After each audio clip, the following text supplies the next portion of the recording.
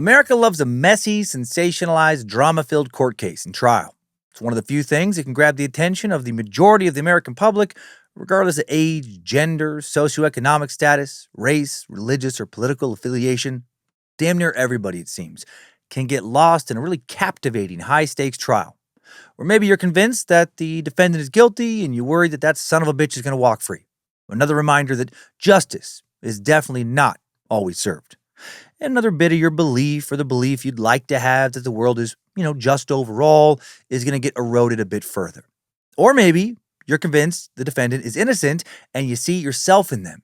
You imagine how you would feel if you were being railroaded, if you were worried that a group of people were conspiring to frame you, that if the jury got it wrong, your life was going to be destroyed. Almost all your previous concerns will now be rendered null and void, replaced by a tiny cell, apathetic guards, violent fellow inmates, and the soul-crushing monotony and hopelessness of a long stretch of prison life. We've talked about a few big trials and previous Suck subjects here before. O.J. Simpson and the trial of the century, Casey Anthony, Jodi Arias, Scott Peterson, and more. Cases that became so famous that they became a part of the cultural zeitgeist. Today, we are covering another one of those types of cases. One I've had a bunch of friends ask me about over the past few months. When are you going to cover it? What do you think about it? Honestly, until this week, I 100% slept on this one. Maybe I read one article. I don't even think I did that. If I did, I just quickly moved on. Clearly it didn't stick. I definitely didn't watch a single video, didn't listen to any podcasts or, YouTubers talking about it. Never watched any docuseries. But I did hear about it a lot from others and was amused by how some people in my social orbit went full amateur sleuth, obsessing over every little detail in this case. A few, if I remember correctly, thought that Karen Reed was guilty, at least for a while. Most were convinced she was 100% innocent and was being framed by a bunch of crooked cops and their families. Everybody definitely had an opinion. Finally, they got me. I had to look into it for myself, and so here we are. We're going to travel back in time, just a few years, to January of 2022 for this one, when we were all still pretty fresh out of the pandemic, still settling into a post-pandemic new normal. Back when there was, frankly, a lot less going on in the news and social media was not blowing up nonstop over the world as being, on fire, international tragedies, just one after another, the soap opera, Twilight Zone-esque surreal political drama. But instead, people were obsessing over a court case that captivated millions. A case that included a mysterious death, an incredibly fumbled investigation, a lot of small-town drama, a conspiracy theory about crooked cops that maybe is not so conspiratorial, a bunch of podcast armchair detectives, salacious group chats, a mistrial, an investigation discovery documentary, a retrial, more questions and answers, a blogger known as Turtle Boy, and a bunch of people with years of personal history shared between them, and a lot of super thick Boston accents, which are always pretty entertaining to me. Today, we're deep diving into the death of John O'Keefe and the murder trials of Karen Reed on another true crime, whodunit, toxic trial edition of Timesuck. This is Michael McDonald, and you're listening to Timesuck. You're listening to Timesuck.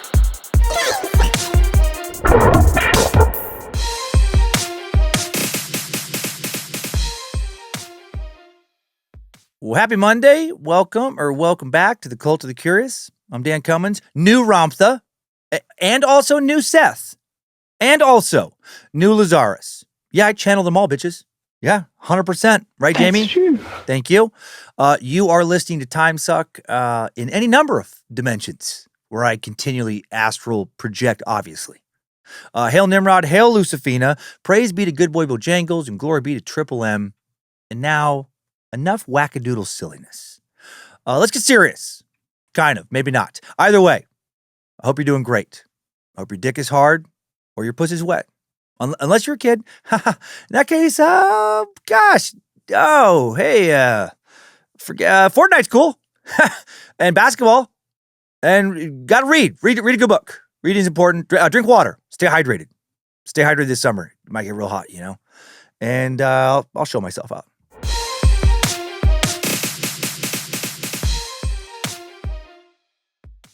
If you somehow missed the headlines, or the details also in this case, one of the first things to know is that it is very complicated, which is exactly why it's so damn intriguing. Everything takes place in a small town, small city to some people like me who come from a fucking village, but small town to most outside of Boston with a group of people so interconnected. You might want to grab some red string, bunch of tacks, get your cork board out in the fucking war room basement. Try and keep all this shit straight. With that in mind, here's how we're going to tackle today's suck. We're going to do a quick zoom into Canton, Massachusetts as a community before we introduce the main players involved with the investigation, the court cases, the conspiracy theories. Once we have established who the hell is who, then we will jump into a Timesuck timeline, starting with the death of John O'Keefe and ending with the final verdict. Canton, Massachusetts is considered part of Greater Boston. I don't think it's really Boston. It's a place where a lot of people live who work in Boston, some of them being some of the characters in this drama. It's 15 miles southwest of downtown Boston. I've driven through it a few times over the years, and this town of about 25,000 people reminds me of a lot of other big towns in Massachusetts. It's got a quaint downtown with lots of trees and cafes and pizza places. Holy shit, does it have a lot of pizza places? Is there a state with more fucking pizza places than Massachusetts? There can't be. Not per capita. Seriously, nothing against pizza. Pizza's great. I love it. But whenever I'm in Massachusetts specifically, like almost every time, and definitely every time for many years, I'm always like, what the fuck is going on? How is like every third place a pizza place? They can't get enough of it. There are also pho and Thai cafes, yoga studios, nail salons, plenty of hole-in-the-wall pubs and sports bars and diners. Not a lot of Dunkin' Donuts, surprisingly, in Canton. I mean, there was 4, which I guess, is a decent amount for a town of about 25,000 people, but still feels low to me compared to some other areas in Massachusetts. Or maybe it feels low to me because Canton is the home of the corporate headquarters of Dunkin' Donuts. Also the headquarters of Computershare, a big Australian stock transfer corporation, some other smaller companies, a lot of good jobs in Canton, a lot of big brick buildings downtown, the feeling that there's a lot of money in the area. Like any town in Massachusetts, there's a lot of green spaces and water, so much water, rivers, lakes, creeks, and ponds, big homes, properties around the edge of town, a lot of trees in the wooded areas, nature and residential and commercial areas sprawling out in every direction, which is most of Massachusetts in my experience. It always feels to me like once you leave one town or neighborhood, you're bound to hit another one no matter which way you drive within about 10 minutes tops. And if you keep driving, you'll then hit another area of undeveloped land, and then another town, and then more undeveloped land, and just on and on. Just a constant flow of town blending into nature, nature blending back into town. So many neighborhoods, so many swamps and wetlands. And all very quaint. A lot of beautiful homes, many of them old and restored, some historical, big manicured lawns, a lot of families that have been living in the area forever. A lot of people who look vaguely Irish, mixed in with more recent immigrants from all over the place. Actually, 1 in 6 current Massachusetts residents are foreign-born, with significant populations coming from the Dominican Republic, Brazil, India, Haiti in recent years.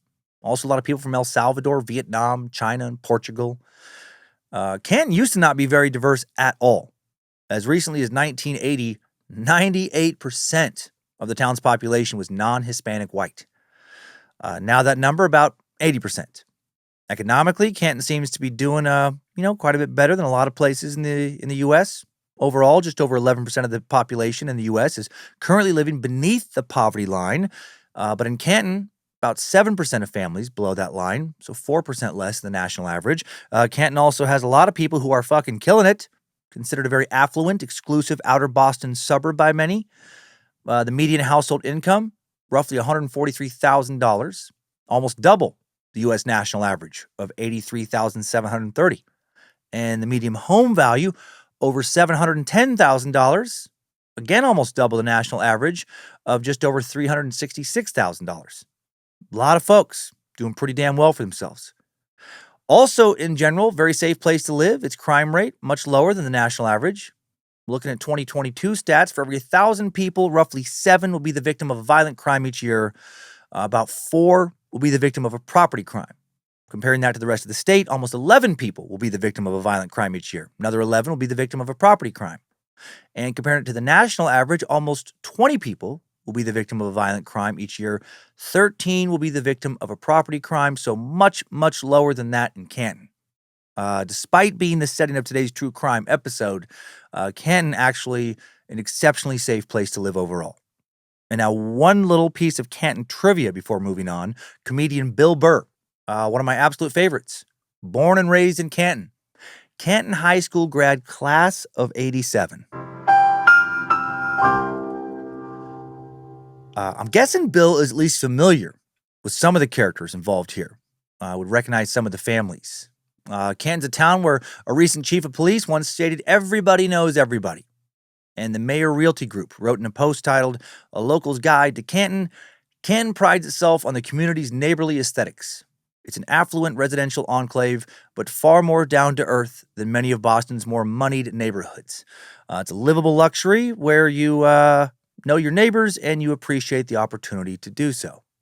Okay, so there's a little bit about the setting. And now, before we move on from Canton, let's grab a bit more context about the way law enforcement was viewed back in 2022. The Boston area has been famously one of the most cop-friendly cities in the United States.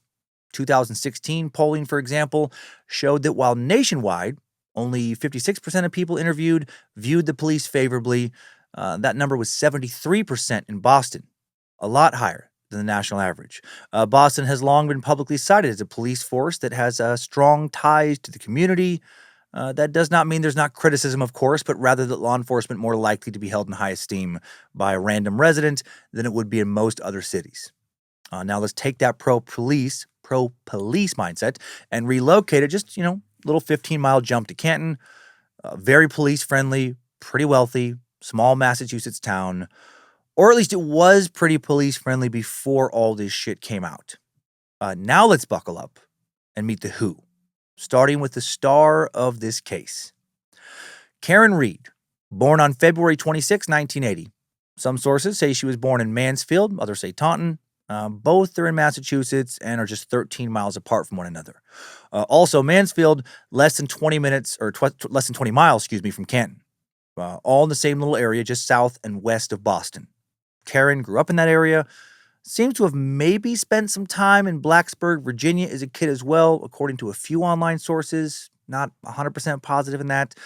She did graduate from Coyle and Cassidy, a private Catholic school in Taunton, then attended Bentley University in Waltham, also Massachusetts, where she obtained a bachelor's degree and master's in finance.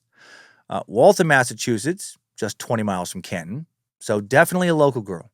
Born and raised, in Massachusetts, settled down in Massachusetts, never far from Boston, never far from Canton.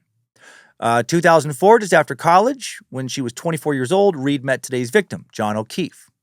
Reed had tagged along with a friend to O'Keefe's sister Kristen's birthday party, and then the two will briefly date for a few months. They then parted ways, and Karen spent the next decade working in finance while trying to balance some pretty serious health struggles. She would undergo 10 surgeries in a period of 18 months. Dang. During that time, and ultimately be diagnosed with both Crohn's and multiple sclerosis. Damn. In the spring of 2020, during the COVID pandemic, she received a Facebook message from O'Keefe. First time she had heard from him in 16 years. And the message simply read, "Sup, sugar tits? Wanna fuck or nah? Smash or pass?" Followed by 17 question marks and a clown emoji for some reason. No, it read, "Hey, blast from the past. How's things?" So let's now meet John. John O'Keefe was born December 8th, 1975 in Braintree, Massachusetts. He would spend his entire childhood there, graduating from Braintree High School. Braintree, just a dozen miles from Canton, so same area.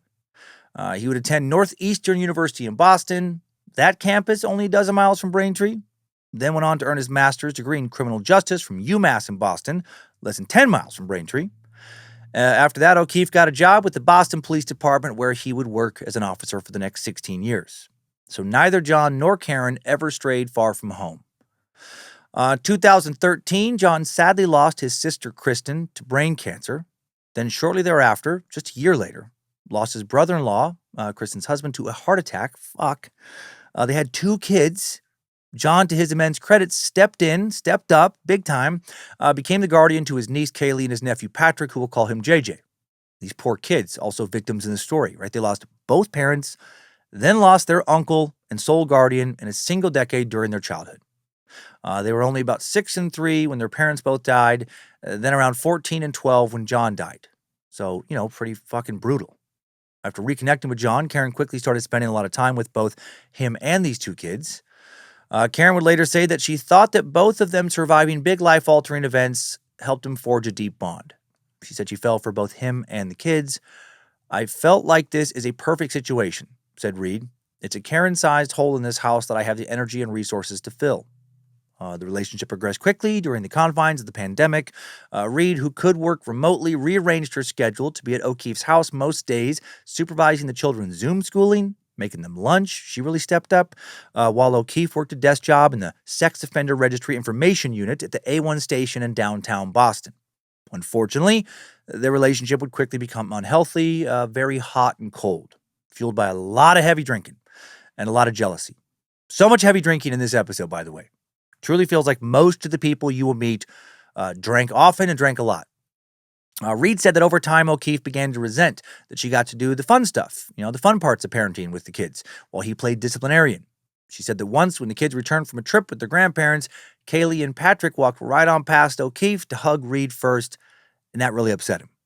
He supposedly felt that the kids preferred her because she spoiled them with stuff like trips to play with some go-karts, fancy haircuts, shopping, etc. Reed said that she thought that the kids could just feel her warmth and also feel O'Keefe's stress, that it was his tension that pushed them away. She felt like he never adequately mourned the loss of his sister, struggled to manage his own grief, plus the children's increasingly complicated needs, emotional and otherwise. She said that O'Keefe saw a therapist with the kids at one point, but when the shrink introduced board games, O'Keefe checked out. Felt it was a bunch of silly bullshit, waste of his time. I think that's part of his stock, Reed said later. This Irish Catholic south of Boston, rub some dirt on it, drink through your problems mindset. Drinking increased for both of them on the weekends over the course of their relationship, which Reed's, has recently said she now regrets, but rationalized at the time as nothing more than the two of them unwinding after a hard week. Once O'Keefe was a few drinks in, quote, that was when he was the most relaxed, Reed would say, adding he would be easygoing, but then it was this vicious cycle that he's hung over the next day. During a New Year's group vacation in Aruba, Reed said just weeks before he died, O'Keefe and his friends cracked beers at 10 a.m. each day, drank until sundown or, until they fucking fell down, whichever came first. She says that she also caught O'Keefe kissing another woman around this time, a woman who would deny that at trial. That same January, Reed engaged in her own flirtation. She exchanged texts with one of O'Keefe's contacts, Brian Higgins, an ATF agent. It was a brief thing, petered out about as quickly as it started, but very revealing about where they were at relationship-wise at the time of his death. She said, I knew Higgins found me attractive. It helped me emotionally validate myself, which is embarrassing to admit. Speaking of Brian Higgins, he was a member of the group of friends that all went out to a bar in Canton called the Waterfall Bar and Grill on the last night of John's life. He's also one of several Brians in this story, so I'll try and mostly refer to him by either his full name or just his last name.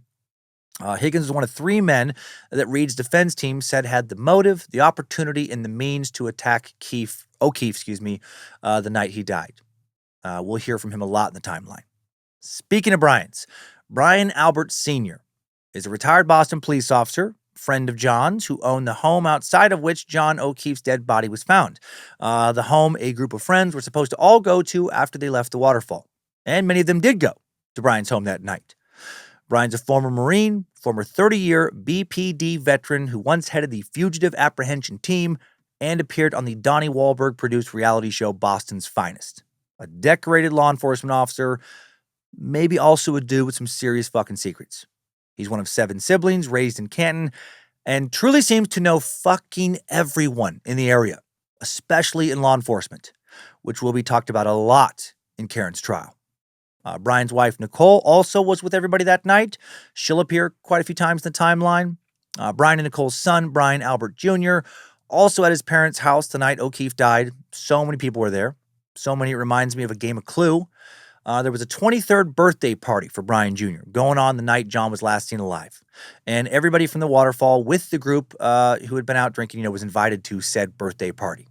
The fact that there was a party going on inside the house Brian's body was found in front of the night he died added a lot of drama to this case. Another person in Brian and Nicole Albert's home that night was their daughter, Caitlin, Brian Jr.'s older sister, 26 years old at the time. And now let's meet Chris Albert, Brian Sr.'s brother, so Brian Jr. and Caitlin's uncle. Chris was also among the group of people at the waterfall that fateful night, but he said he went home after the bar, did not go to his brother's house. He also owns a local pizza shop. So much fucking pizza in that part of the world, I'm not surprised. And he was also once John O'Keefe's neighbor and is now a Canton selectman, which is basically a hybrid of a city councilman and mayor. It's kind of a weird position, in my opinion. Residents of Canton elect 5 members of a select board who together collectively apparently act as the town's chief executive and administrative authority. They oversee municipal functions, including hiring town staff, granting licenses, setting tax and utility rates, guiding policy regarding local finances and development. Sounds messier to me than just having a mayor and city council underneath the mayor, but I guess maybe not. Who knows? When looking up info on Chris online, there are a lot of people, a lot of very strong opinions about him and the rest of the Albert clan, mostly negative. Basically, a lot of people think that they all drink way too fucking much, way too often, and they're corrupt as hell. Just rumors and hearsay, of course, but enough that I feel like it's worth sharing. Something that does not seem to be a rumor at all is that Chris caused a car accident in 1994 at 3 a.m. that resulted in the death of another man, Peter Mazzaros-Berger, a 23-year-old exchange student. After this accident, Chris fled the scene, presumably drunk, then turned himself in roughly 30 hours later. And he will only get 6 months for this. And his lawyer, John Prescott Jr., now deceased, the brother of Karen Reed's trial judge, Beverly Cannoni. And because of that, and because of other alleged and honestly kind of distant connections with the Albert family, between the judge and the family, a lot of people online wanted Judge Cannoni to recuse herself from Karen's trial, which she will not. And those same people consistently interpreted her actions during proceedings as siding with the prosecution and against the defense. None of that appears in mainstream media, by the way, but there's so much smoke online about it, I felt like I should include it. Chris Albert's wife, Julie, will testify about being with the group at the waterfall that night, but went home after the bar due to a migraine. Chris and Julie's son, Colin, was one of the 3 alleged by Karen Reed's defense team to have the motive, opportunity, and means to attack John O'Keefe during the first trial. Colin was at his cousin Brian Jr.'s birthday party, drinking with everybody else, and according, again, to a lot of people online, he's a fucking hothead. Here's some gossip about him from the Justice for Karen Reed subreddit. And again, this is 100% gossip. But somebody posted, quote, "I'm from Canton, Massachusetts area and have heard many things about Colin Albert as a person and nothing has been positive. On vacation one time, a man tried talking to his girlfriend and he got angry and was drowning him in the water. It has been known Colin is someone who always is starting trouble. My friend who is close with the Albert family told me that Colin's brother drunkenly confessed to them that Colin was the one who killed John. I've heard it countless times from people, and it is frustrating there's no concrete evidence. At trial, a video will be played of a young Colin threatening to, quote, fuck up other teens and jurors. Not fuck, fuck up other teens. No, jurors is a separate thing going on. That would be funny on the trial. He threatens to fuck up teens and jurors at the trial, so that's concerning. No, threatened to fuck up other teens, and then jurors were shown a photo of Albert with wounded knuckles, like bruised knuckles, on his right hand just weeks after O'Keefe died.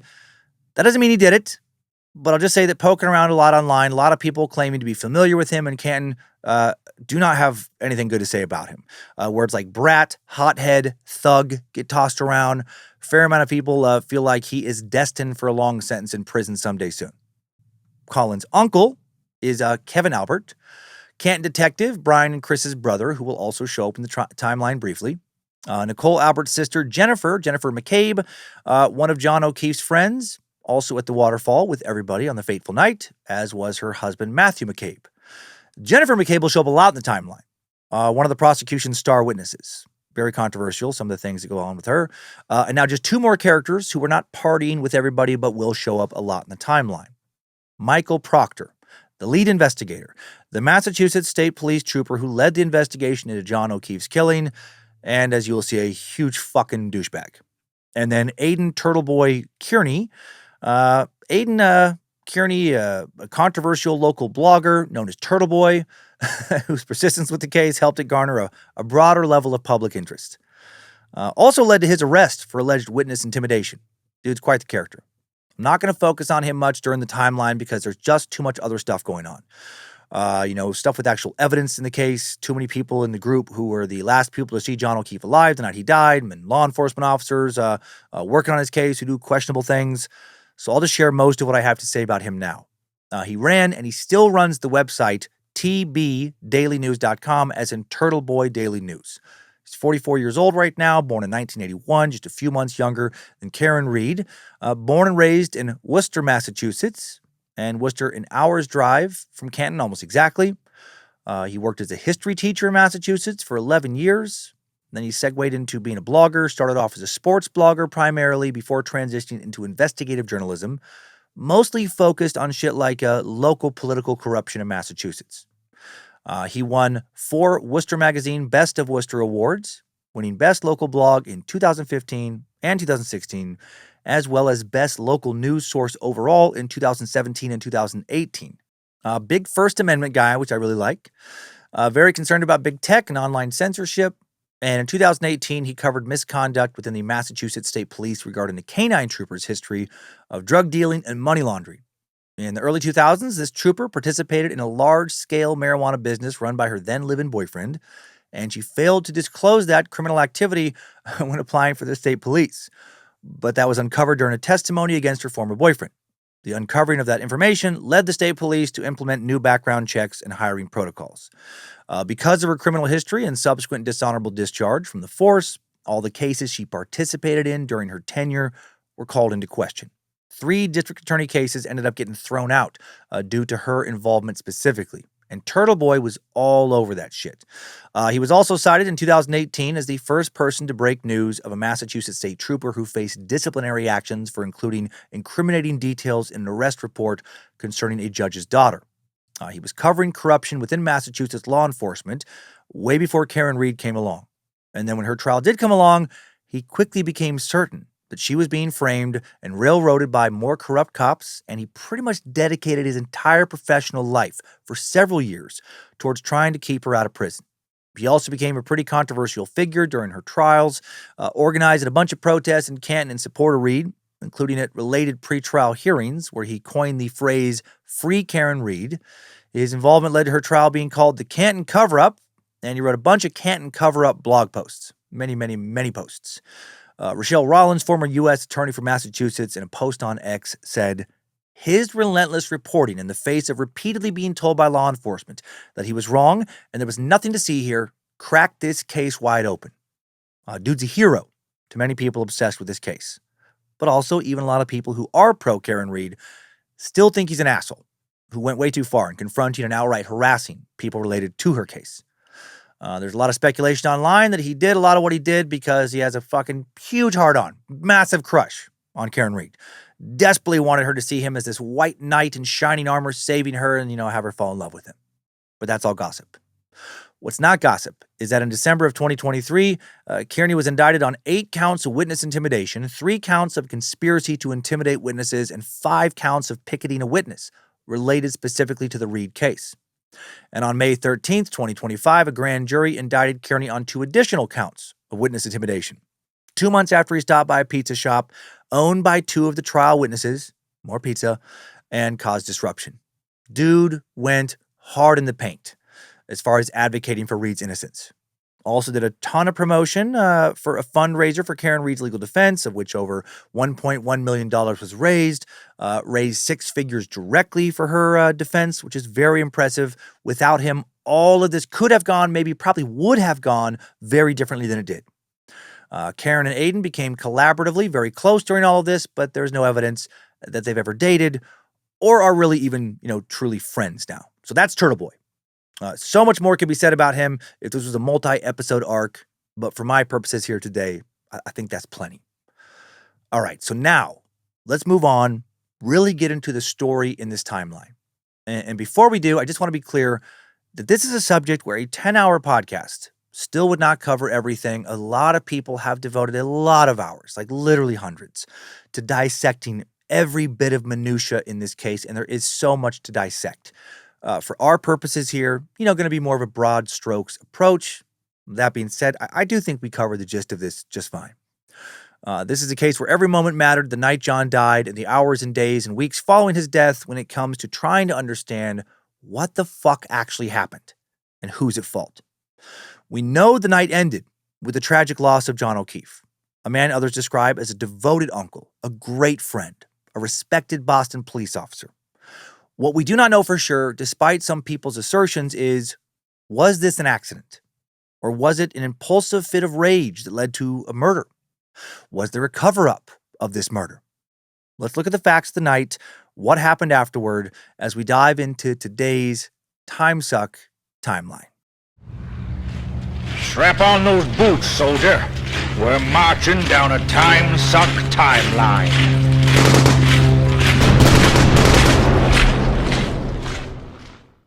January 28th, 2022. It was a Saturday night, and eastern Massachusetts was experiencing its first true blizzard since 2018. The storm was so big and nasty, it actually was given a name, Winter Storm Keenan, and it would dump around 2.5 feet of snow in some places in less than 24 hours. The storm is going to be a big part of this story, with some thinking that the blizzard, more than anything else, is what was truly responsible for O'Keefe's death. A state of emergency was declared as the storm approached on the 28th. Trains, buses, and ferries in most parts of Massachusetts were closed. Strong winds would create snowdrifts, 3 feet high and more in places. Gusts as high as 99 miles per hour would knock out power to over 130,000 people. 4 people would die as a direct result of this blizzard on nearby Long Island alone. It would cause about $50 million in total damages. Specifically in Canton, the blizzard deposited approximately 2 feet of snow between late Friday night and Saturday afternoon. For much of that time, the snow plus the wind created whiteout conditions. You could not see for more than a few feet in any direction. Snow plows would push the snow into very deep banks along the sides of the road. That's also going to factor into the story. It was objectively a really fucking stupid night for a bunch of people to go out, close down a bar drinking, then go to a house party afterwards, keep drinking, then drive home hammered. Driving around hammered seems to have been just a normal way of life for a lot of the people in the story. At approximately 9 p.m., Karen Reed, John O'Keefe met up at a local Irish pub, C.F. McCarthy's in downtown Canton. It is across the street and a block away from the Waterfall Bar and Grill, also in the same building as D&E Pizza and Subs, and across the street and a block from Canton Center Pizza, and also 1 block from Apollo Sub and Pizza Shop. I'll try and keep my Massachusetts pizza fascination under control, but it is absurd. The Waterfall Bar and Grill also has pizza on their menu. I mean, flatbread pizza, but still the pizza insanity is very real. But also understandable. I mean, pizza is one of humanity's greatest inventions. Anyway, John and Karen met up at the Irish pub, C.F. McCarthy's, which I fucking swear to God also has pizza on the menu. They even brag about their house-made pomodoro sauce. They were arguing, possibly while also eating pizza, but I can't confirm that last detail. They'd been arguing since earlier that day about some shit centered around a massive fight over what went down around New Year's and Karen's belief that John had cheated on her. After they sat around and drank for about 2 hours, around 11 p.m., they headed down the street, about a block, to the Waterfall Bar and Grill. At the Waterfall, not sure if they tried their pizza, they ran into some friends and acquaintances, including Brian and Nicole Albert, who we just met, Jennifer and Matt McCabe, who we also just met, Bureau of Alcohol, Tobacco, Firearms, and Explosive Agents, Brian Higgins, who we just met, and more. Reed and O'Keefe were both witnessed by many people drinking heavily at the bar. The bar closed around midnight, moving the calendar to the 29th. They possibly closed due to the big storm. I can't imagine it being a packed house thanks to that blizzard. The Alberts invited everybody they'd been drinking with back to their place at 34 Fairview Road to continue to party as the storm hit harder and harder. O'Keefe had met Brian Albert a few times before. They were both Boston police officers. Also, as I believe I mentioned, Chris Albert was once O'Keefe's neighbor, and Jennifer McCabe had become close friends with O'Keefe through their kids. A lot of interconnectedness in this group. The Albert house, as mentioned, already had a party going on that night to celebrate Brian Albert Jr.'s 23rd birthday. Brian Jr., unsurprisingly, had a bunch of friends over. 12:14 a.m., on January 29th, Jennifer McCabe called John O'Keefe to give him and Karen directions to the Albert home. It is less than 2 miles from the bar, 1.7 miles to be exact. Easy 5-minute drive tops when the weather's good. At 12:15 a.m., Jennifer and her husband Matt and another guest all noticed Karen Reed's 2021 Lexus LX 570 parked in front of the Albert house. Reed said that after arguing more on the drunken drive to the house, She dropped O'Keefe off at 34 Fairview Road after they argued a bit more while parked, and then she drove home 9 minutes after Jennifer and Matt saw her car at 12:24. Once home, Reed will call O'Keefe 53 times between 12:30 a.m. and 6 a.m. None of those calls were answered. She would leave 8 voicemails. That is fucking insane. 53 times. I've literally never called anyone more than 50 times in a single night, over a single weekend, probably in a month. If I was worried that Lindsay, who I love very much, had been kidnapped or gotten into an accident, I still don't think I would call her 50 times in that span of time. I think after around, 20 times tops, I would be calling the police. I'd be calling her friends, calling her family, calling anybody I thought might know where she was. I'd be out driving around looking for her. I'd be using Find My to locate her phone and track her down. Hope I never find out. But, well, fuck, 53. Jennifer McCabe texted O'Keefe here at 12:27 a.m.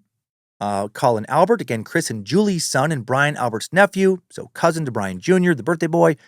He left 34 Fairview Road at 12:30 a.m. Between 12:31 and 12:50 a.m., Jennifer called O'Keefe 9 times and sent 4 texts. And Jennifer, again, is Nicole Albert's sister and O'Keefe's friend through their kids. McCabe will later claim that these calls were butt dials and that she did not speak to O'Keefe. Again, good to remember, almost everybody at this party is some level of shit-faced. At 12:36 a.m., Karen Reed left O'Keefe a voicemail saying, "You are a fucking loser. Fuck yourself. John, I fucking hate you."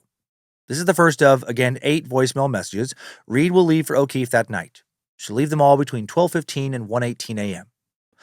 Another was, "John, I'm here with your fucking kids. Nobody knows where the fuck you are, you fucking pervert." Another was, "You're fucking another girl. You're a fucking loser.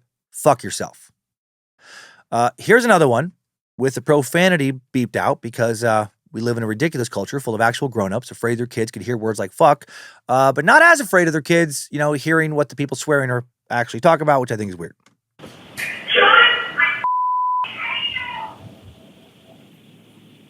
Yeah, it's 1 in the morning. I'm with your niece and nephew. You pervert. You're pervert.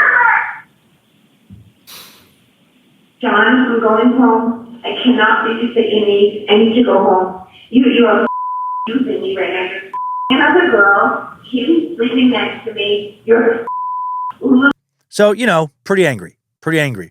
Actually, one more. Right now at Papa John's, create your own pizza for only $9.99. Any toppings on original, thin, or New York-style crust. Sorry, that was obviously a commercial for Papa John's Pizza. Constantly hearing the name John and thinking about pizza made me do that. Better voicemails. More drunken texts. Papa Karen. Between 1:30 a.m. and 2 a.m., the McCabes and at least 2 other people left 34 Fairview Road. No one will claim to have noticed anything suspicious outside like John's body. And to be fair to them, visibility outside, again, is terrible. Not surprised no one saw anything. Literally whiteout blizzard conditions. This is the second largest January blizzard in Massachusetts recorded history. The wind is blowing hard. The snow is dumping harder. Between 4 and 5 a.m. on the morning of Saturday, January 29th, Reed woke up and realized that O'Keefe had still not returned home. Reed called both Jennifer McCabe and another friend, Carrie Roberts, good friend of O'Keefe's, to let them know. McCabe and Roberts both agreed to help Reed drive around and look for O'Keefe. Reed allegedly said to them, "I wonder if he's dead. It's snowing. He got hit by a plow." Ring camera footage showed Reed backing her Lexus out of the driveway at 5:07 a.m., backing into O'Keefe's parked car. She didn't hit it hard, but she hit it. Footage does not show if there was damage done to Reed's SUV, but there definitely could have been. Again, dumping snow, visibility shit. Reed, McCabe, and Roberts returned to the Albert house at 34 Fairview Road at approximately 6 a.m. And within just a few minutes, Reed spotted O'Keefe laying face down, not moving in the snow-covered yard. She rushed over to him while McCabe called 911 at 6:04 a.m. Reed and Roberts would both attempt CPR, but O'Keefe's body was cold, very cold, and unresponsive. He'd clearly been dead for a while. Emergency services arrived within minutes. Canton police arrived shortly afterwards. Although Canton PD initially responded and worked the scene, the Massachusetts State Police will be the ones who will lead the investigation because a member of the Albert family is on the Canton police force, and therefore there is a conflict of interest. There's going to be so many conflicts of interest in this case. This is all happening in the Albert front yard, obviously, and curiously, no one from within the house comes outside. Maybe they were all still drunk and passed out. Jennifer McCabe Googles, "Hus long to die in cold." Obviously a typo, should like how long, but HOS. How long to die in cold. This text will become one of the biggest, most talked about, most scrutinized pieces of evidence at the trial. McCabe said that she made that search, meant to have been, of course, how long to die in cold, at the request of Karen Reed. Even if that's true, though, not that suspicious to me. They act like it's so suspicious. In that situation, I might wonder the same thing. I probably would wonder that if I was trying to figure out what's going on, what happened. Around 6:30 a.m., Sergeant Michael Lank from the Canton PD, who was off duty, took statements from Jennifer McCabe and Carrie Roberts. Carrie was a childhood friend of John O'Keefe, as I mentioned, who Karen had contacted while worried about John's whereabouts. John O'Keefe's body was now taken to Good Samaritan Hospital. He was officially pronounced dead at 7:59 a.m. And while that is the official time of death, investigators will state that they believed, of course, that he had died several hours earlier. Photos were curiously not taken of his body before he was removed from the scene, which is generally how it's done. Few quick words about Sergeant Lank before moving forward. He'd known the Albert brothers since childhood. And actually over 20 years earlier, in 2002, when Lank was off duty and drinking, so many hard drinking Boston area cops in this episode, he had run into Chris Albert, who had told him that he had been harassed by a pair of brothers. Langton got into a fist fight, summoned police backup, punched one alleged assailant in the face, and was accused of spitting in the face of another while handcuffed. He was fucking heated. Lank settled a federal case regarding all this and testified that he would have come to a similar type of defense for any other random civilian. Okay, 9 a.m. Jennifer McCabe called Sergeant Michael Lank, asked him to return to the Fairview Road residence to add some information to her statement. Officers returned. McCabe told them she recalled Reed saying, quote, "I hope I didn't hit him," while they were driving. And that recollection will haunt her in court. At 9:08 a.m., a blood draw showed that Reed had an ethanol reading of 93 milligrams per deciliter. A forensic toxologist will later explain that meant that her blood alcohol concentration, her BAC, that morning was between 0.07 and 0.08%, which meant it had been anywhere from 0.13 to 0.29% around 12:45 a.m. Massachusetts state law for being charged for operating under the influence is a BAC of 0.8% or greater. So, nearly 9 hours after Karen Reed drove John O'Keefe to 34 Fairview Road and then herself home, she still had a BAC that was near or at the legal limit. Which means when she was driving that night, she wasn't just drunk, she was fucking obliterated, hammered, possibly on the edge of being blackout drunk. The high-range estimate for Reed's BAC at the time she left the bar where she was drinking with numerous law enforcement officers, including her boyfriend, where they were all drinking, was 0.29%, and the National Institute on Alcohol Abuse and Alcoholism says the BAC where the risk of loss of consciousness and death due to alcohol poisoning begins is 0.31%. And again, she was possibly at 0.29%. A toxicology report for O'Keefe showed that he died with a BAC of between 0.21 and 0.28%. Those two were going fucking hard. None of the other potential witnesses had a blood alcohol test done as part of the investigation, so it's unknown how their drinking compared to Reed's. I'm going to guess some of them were similar. I feel like this whole group didn't fuck around when it came to drinking. At 11 a.m., Massachusetts State Trooper Michael Proctor and Sergeant Yuri Buchanek arrived at 34 Fairview Road to interview witnesses. Just to be clear, these two officers are not members of the Canton Police Department. At 4:30 p.m., Trooper Proctor and Sergeant Buchanek interviewed Karen Reed in her parents' home, and her SUV was impounded as part of their investigation. Clearly, she was already the prime suspect in John's death, and they were already zeroing in on her. 5:30 p.m., the State Police Special Emergency Response Team arrived at the scene and collected 2 red plastic taillight pieces, 1 clear plastic taillight, and a Nike shoe matching the one that O'Keefe was wearing. And I want to pause for a second to talk about how the evidence was collected at the crime scene before state police arrived. It's 2026, right? We've probably all seen at least one procedural true crime show. This demonstrated how a crime scene is processed and how evidence is collected. You can probably picture it, right? A team of specialized, highly trained professionals carefully collecting samples in plastic bags and vials, photographing them, sealing them to prevent, evidence contamination, dusting for fingerprints, searching high and low carefully for evidence. But this was not that. Not even fucking close. This was some bumbling Keystone cop shit at best. Corruption at worst. Before the state special emergency response team arrived, the Canton Police Department started to process the scene so fucking poorly. They uncovered some potential pieces of evidence, including some blood in the snow, some broken glass, and Canton Police Officer Paul Gallagher, he's the ranking officer of the scene, major part of the initial search, along with Gallagher, Sergeant Michael Lang, Sergeant Sean Good, they were at the scene, and Officer Gallagher used a fucking leaf blower to remove snow from around the site where O'Keefe's body had been, and possibly blew away important evidence in the process. But he did uncover a broken drinking glass. Fucking leaf blower. Not a gloved hand, not a small shovel, not a piece of specialized crime scene equipment meant to be used carefully, to delicately collect evidence. No, a leaf blower.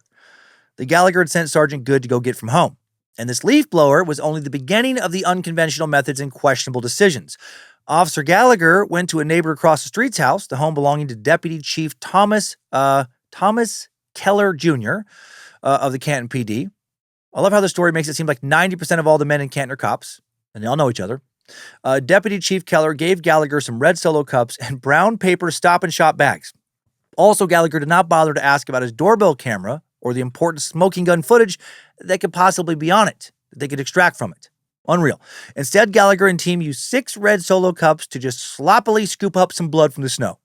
The same red Solo cups famous for beer pong and nights ending in excellent decisions. Fucking amazing. A leaf blower and red Solo cups. Fantastic work. The red Solo cups were then carefully placed in brown paper bags to be transported as important evidence, just like you would watch happen on CSI or Law & Order SVU. Incredible. Making this all even dumber, the nearest police station is only approximately a mile away from the crime scene. And Canton PD, to be clear, do have equipment, especially, specifically for collecting evidence designed to reduce the chance of cross-contamination. My God. None of that equipment is a leaf blower or a Solo cup. It was like instead of sending an officer to the station for proper materials, they were just like, nah, fuck it, this shit'll do. Or maybe they thought, what does it matter? We're just going to pin all this shit on Karen anyway. Or maybe they were just hungover. Or, I don't know, fucking dumb. Another interesting choice from Gallagher was to not broaden the area of search beyond the front yard. Neither Gallagher nor the other officers present entered the Albert home, which is questionable. Didn't question anybody inside the house. And to many, this has all read as, at best, very lazy, half-assed investigatory work. At worst, a coordinated cover-up involving members of the Albert family. On Monday, January 31st, an autopsy revealed that John O'Keefe suffered multiple skull fractures, consistent with blunt force trauma that led to bleeding in the brain, along with hypothermia as a contributing factor of death. O'Keefe, curiously, also had 2 swollen black eyes and several abrasions and scrapes on his right arm. But also the initial medical examiner did not find, quote, any obvious signs of an altercation or a fight. Others will challenge this. It seems most suspected at this time that a car had hit him, knocked him unconscious into the snow, and that he froze to death in that blizzard. The next day, Tuesday, February 1st, Karen Reed is arrested for the death of John O'Keefe. She is charged with manslaughter, leaving the scene of a motor vehicle causing death, and motor vehicle homicide. Jennifer McCabe told police for the first time on this day that Reed had asked her how to Google, how long do you have to be left outside to die from hypothermia? State Police Crime Scene Services examined Reed's SUV and conducted tests. They confirmed the car's backup camera was functioning and had alerted the technicians when it was approaching a dummy. Meaning, even in the snow, if she'd hit John, she would have known she had, or at least known she hit somebody or something. Forensic scientists also found human hair on the rear of the outside of the vehicle. Following day, February 2nd, Reed pled not guilty in Stoughton District Court on all charges and quickly posted a $50,000 bond. Also, Jennifer McCabe turned over her phone to law enforcement. Over the next 2 days, Trooper Proctor and Canton Police Chief Kenneth Berkowitz allegedly found more plastic pieces resembling taillights at 34 Fairview Road. And now let's jump several months ahead to the summer. On June 9th, 2022, a grand jury indicted Reed on an upgraded charge of second-degree murder, motor vehicle manslaughter, and leaving the scene of a collision causing death. Reed was arraigned on the new charges in O'Keefe's death, pled not guilty, now held on a $100,000 bond, and again made bail and was released. The news coverage of O'Keefe's death at this time is still pretty quiet. None of this is yet close to national news. While Reed's lead attorneys, Alan Jackson and David Yannetti, prepared for the upcoming trial, the story, again, still local news, not even a huge local story, and that will not change until the following year. So let's jump a year ahead now, all the way to the spring of 2023. On April 12th of 2023, Reed's attorneys publicly released court documents that they said contain, quote, bombshell exculpatory information, including an allegation that McCabe searched how long to die in cold hours before O'Keefe's body was found, before Reed showed back up at the house, which of course would make, her look like she was doing something real fucking shady. Like that she knew that he died before Karen did, which would, implicate her in possibly, either being part of what caused his death or at least, being part of a cover-up around his death. They also revealed that they had photos of Sergeant Proctor with various members of the Albert family, suggesting not only conflict of interest, but the possibility that Proctor could be covering for them. And if he was covering for them, that was because obviously one of them had killed John O'Keefe, not Karen Reed. Week later, on April 18th, a Massachusetts blogger we have met, Turtle Boy, posted a story about the case titled Canton Cover-Up Part 1. Corrupt state trooper helps Boston cop cover-up murder of fellow officer, frames innocent girlfriend. Also, the name of Turtle Boy has nothing to do with this guy, loving turtles, by the way. It's a nickname for the Burnside Fountain in Worcester, commonly nicknamed Turtle Boy. It's a statue located in Worcester Common that features a boy riding a turtle. Former student, told Aiden that he should use this name for his local blog. Later that month, the Norfolk District Attorney's Office learned that some witnesses in Reed's case had received subpoenas to appear before a federal grand jury. On May 3rd, there was a pretrial hearing. This was the first time Reed's defense strategy was revealed with any depth. Defense attorneys Jackson and Yannetti alleged that O'Keefe was likely involved in a fight inside of Brian Albert's home. They claimed that O'Keefe was beaten, that his body was then dumped outside. Jackson and Yannetti focused on wounds to O'Keefe's arms, which they felt showed he had been attacked by Albert's dog, the family dog, this big-ass aggressive German Shepherd, during a fight. The defense took the stance that Reed had been framed to protect the residents of 34 Fairview Road, thanks to their deep local and law enforcement connections. And history has shown that for sure does happen, right? There's even terms for it. The idea of law enforcement covering for other members of law enforcement is sometimes called the blue wall of silence, or the blue curtain. Norfolk Assistant District Attorney Adam Lawley argued that O'Keefe never went in the home and, quote, there is no evidence that Mr. O'Keefe was beaten and left for dead. Later that month, on May 24th, at another pretrial hearing, Alan Jackson told the court, certainly the Massachusetts State Police is involved. There are people that were in that house that are involved. Brian Albert is involved. Jennifer McCabe is involved. The rest of the folks that were in that house, there's some level of involvement by every one of them, every single one of them. We're not going to rest until we get to the bottom of exactly who is behind this cover-up. Not only Karen Reed deserves this, John O'Keefe deserves this, and has deserved this from moment one. And that's why they're not going to rest. Reed addressed the press for the first time after this hearing from the courthouse.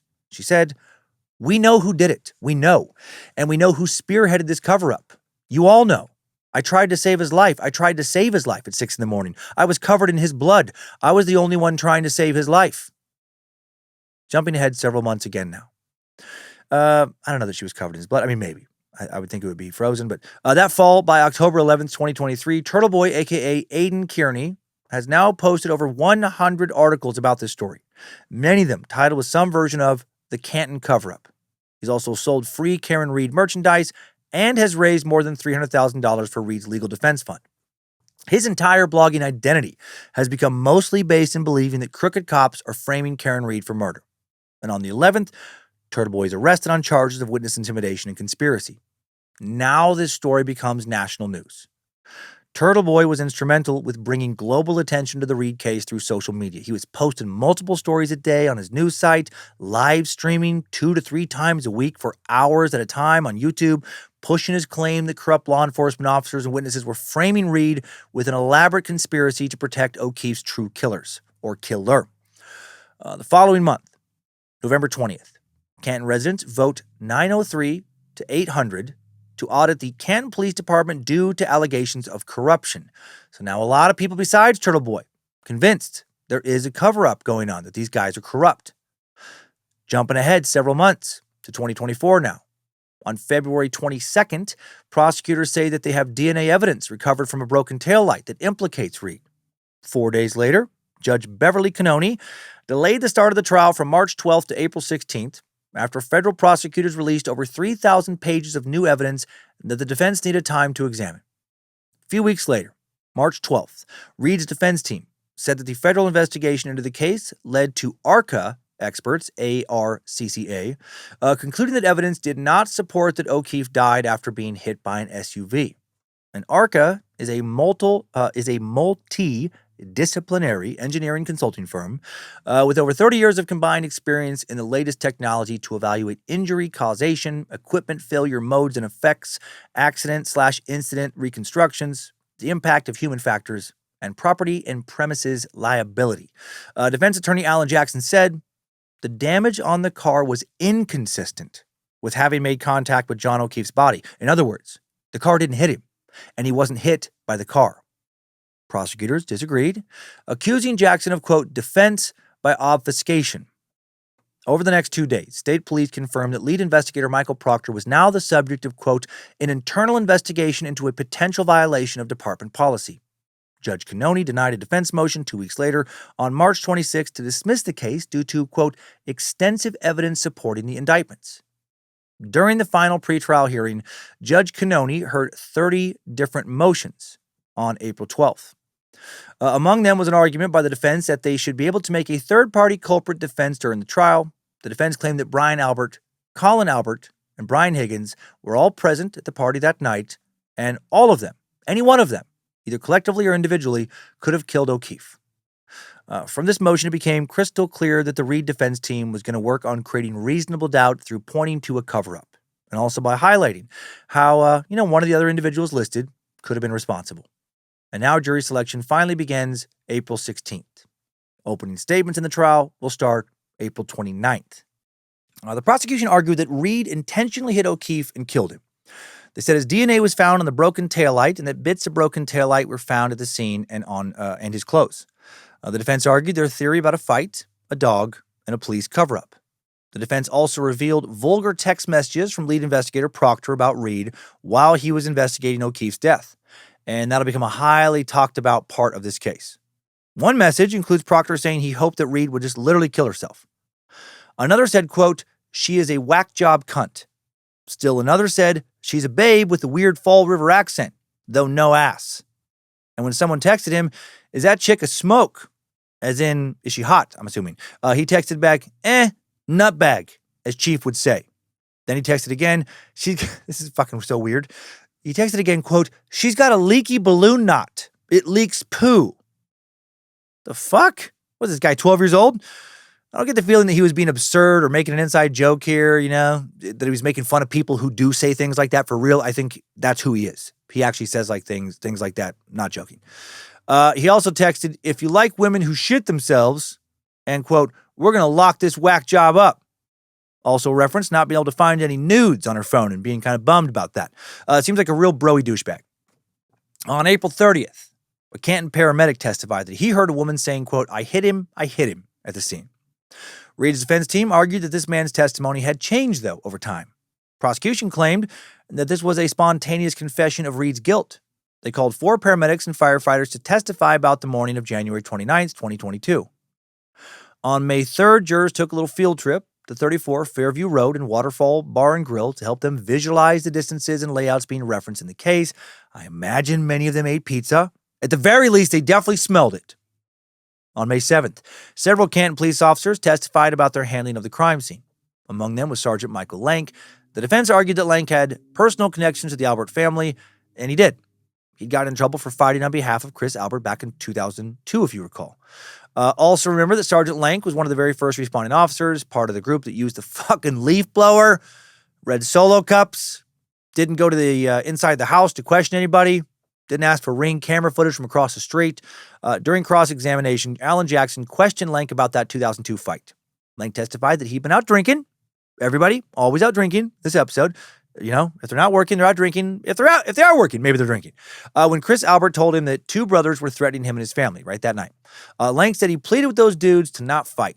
However, fight broke out anyway. What do you do? Lank testified he jumped in to help Chris, right, threw some hands. No arrests were made that night, but the next day, a man involved in the fight went to the Canton Police Department with a complaint against Lank specifically. But then nothing came of that, but The Canton police did file charges against the brothers for their role in the fight. No charges ever filed against Chris Albert, who in 2023 was elected to the Canton Board of Selectmen. And Chris, again, is the guy who fucking killed somebody in a car accident in 1994 when he was almost certainly fucking hammered, fled the scene, only got 6 months in prison. Turtle Boy would publish old newspaper clippings about Chris from 1995, about that accident, that death on his blog, and also published the police report. I read it. It is legit. Or sure looks fucking legit. All of this reeked of the Canton cops and their Canton feeling like they were above the law. Jackson asked Lank, was that an example of you using your position as a police officer to come to the aid of one of the members of the Albert family? Lank denied that accusation. 2 days later, Chris Albert testified himself that he had known the lead investigator into O'Keefe's death for about 15 years. And that investigator would be Michael Proctor, that shithead Massachusetts State Police trooper who texted all the horrible stuff about Karen Reed. How he thought she was crazy, didn't have an ass, hoped she'd kill herself, called her a cunt, etc., etc. Julie Albert, Chris's wife, also testified that she regularly talked to Proctor's sister Courtney. Jesus Christ. Everybody fucking knows everybody. The Alberts apparently know everybody in Canton. And everybody in Canton's either a cop or related to a cop. And many of them are douchebags. And everyone eats pizza and gets hammered at least 3 nights a week. Better pizza. Drunken cops. Papa Canton. Several Canton police officers also testified this day that the Massachusetts State Police took the case over to avoid the appearance of a conflict of interest because another Albert brother, Kevin, was on the town's force. May 10th, retired Boston police officer Brian Albert took the stand. Albert testified that neither O'Keefe nor Reed ever entered his home the night of the incident. Albert's testimony will round out the trial for the week, and then the following Monday, he'll take the stand again for cross-examination. On Monday the 13th, during cross-examination, Alan Jackson asked Brian Albert about his initial grand jury testimony that he had never met Reed before. Albert later changed his story, said he saw Reed with O'Keefe at the Hillside Pub January 22nd, about a week before O'Keefe's death. Jackson said to Albert, "You were asked if you knew Karen Reed on January 28th, and you testified, I've never met or seen her before. You had not only met, but spent several hours with O'Keefe and Reed. Oh my gosh. And Reed, I always want to say Red sometimes, and Reed, 6 days before the incident. On January 22nd, 2022, you socialized with Karen Reed at the Hillside for several hours." Albert said, yeah, I was at the bar with her, but several other people were at the bar as well. Jackson then displayed a photo showing Albert, his brother Chris, O'Keefe, and another dude, said that photo was taken by Karen Reed. This obviously doesn't look good for Brian. Why would he say he had literally never even seen her before, let alone met her, if he had spent hours with her at the bar just the week before the incident? Jackson then switched up his questioning, now asked Albert about his cell phone, specifically about a directive from the DA's office stating Albert had to preserve his cell phone due to a motion filed by the defense, which he would not do. Albert said he had just upgraded his phone a week earlier, but didn't mention that to the district attorney. Jackson asked Albert, "Where is your phone?" And Albert replied, "My phone was upgraded and traded in for a new phone." Well, that's not suspicious at all. Albert then explained that he upgraded it the day before the court order so he could preserve it, and that the timing was just a coincidence, but he doesn't fucking have it, doesn't turn it in. Jackson also asked Albert if he and his friend Brian Higgins had both agreed to get rid of their personal phones. Albert said to Jackson, "I don't remember having that conversation with Brian Higgins." Jackson also asked Albert if he was aware that Higgins had also just gotten rid of his phone, which of course looks suspicious as fuck. Albert said to Jackson, yes. These motherfuckers knew their phones were going to be analyzed for this trial, were supposed to be, and they just coincidentally both got rid of them. 3 days later, May 16th, Colin Albert, the allegedly hot-headed son of Chris and Julie, was cross-examined after being called by the Commonwealth the previous day. Colin testified that he had known Michael Proctor since he was a little kid. Colin also said that the only police interview he had about the case was with Proctor in the summer of 2023. Colin was questioned about a photo taken of him less than a month after O'Keefe's death, showing a bunch of cuts to his right hand, and also the knuckles on his right hand are bruised. He said that came from a fall on the ice. Oh yeah, totally. Because everybody knows when you fall, you make a fist, and you punch the ground to stop your fall, right? To teach the ground who's boss. Fuck you, ground! You ain't hurt me, bitch! I ain't falling! Fuck you, I'll punch you! Right? That's how it works. No, but seriously, have you ever fallen on the ground and bruised your knuckles? No, of course not. Me neither. But I have bruised my knuckles punching shit. Colin testified that he had never been in a fight, like ever in his life. But then the defense showed videos from years earlier in which Colin had threatened somebody with violence. The defense then claimed that Colin could have gotten in a fight that killed O'Keefe. Cross-examination really focused on what the defense attorneys claimed was a history of violent behavior with Colin and with his family. The more I've read about the Alberts, the more I get the fascination with this case. They're such a stereotype. Hard drinking, fucking scrappy, clannish, either somewhat crooked or a whole lot crooked, Boston area, Irish, tough guys, many of whom are cops. I feel like the Ben and Casey Affleck would play the two of them in the movie version of all this shit, right? Some kind of like the Departed type movie or the Town type film. Both movies I love, by the way. The week of May 17th to the 22nd, Jennifer McCabe testified that she made the now infamous "How long to die in cold," right? How long to die in cold? Search on her phone at Reed's request after they found O'Keefe. McCabe testified, she, meaning Karen Reed, she grabbed my hands and said, "Google hypothermia. Google how long it takes to die in the cold." The defense maintained that the search was made at 2:27 a.m., though, when Karen Reed was nowhere near McCabe. McCabe remained adamant that it was made later. McCabe testified, "I did not make that search at that time. I never would have left John O'Keefe out in the cold to die because he was my friend that I loved." The prosecution explained that the reason a search for how long to die in cold was showing as 2:27 a.m. Was because that was the time McCabe opened the search tab on her phone browser for an unrelated reason after returning home, which I guess is how it works. Totally plausible, but, still in the context of all this looks suspicious. Between May 24th and 28th, ATF agent Brian Higgins takes a stand. The defense had previously shown surveillance video from the Waterfall Bar and Grill seemingly showing Higgins and Brian Albert play fighting at the bar. Higgins testified that he'd known O'Keefe for about a year, that they were friends. Higgins also said he considered Reed a friend as well.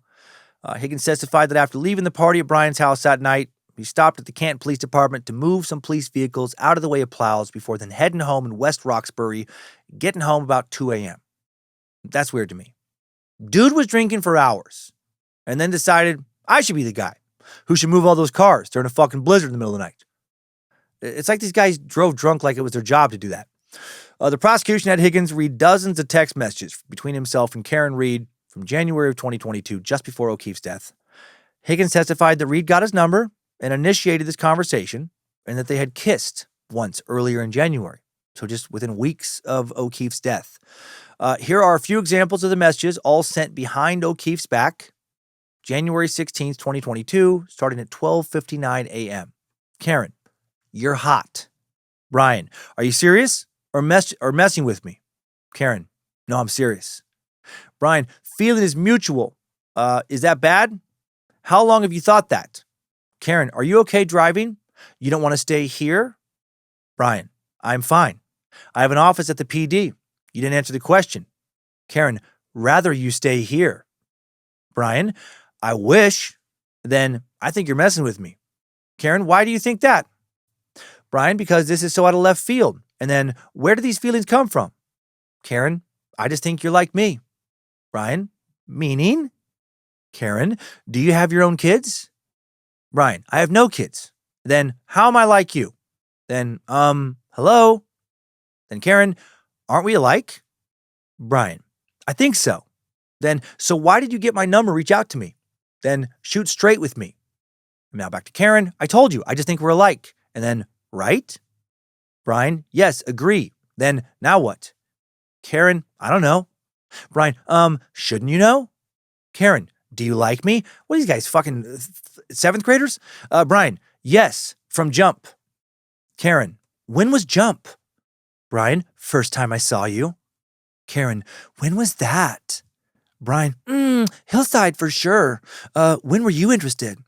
Karen, I don't know, you're just my type. Brian, you think you can handle me? Oh, I thought you were happy. Karen, how do you know if I'm happy? Brian, just assumed.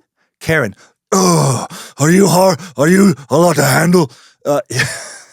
Higgins puts a question mark on it. Brian, what do you like about me? Karen, I just feel like you're from my neighborhood. Brian, yeah, ditto.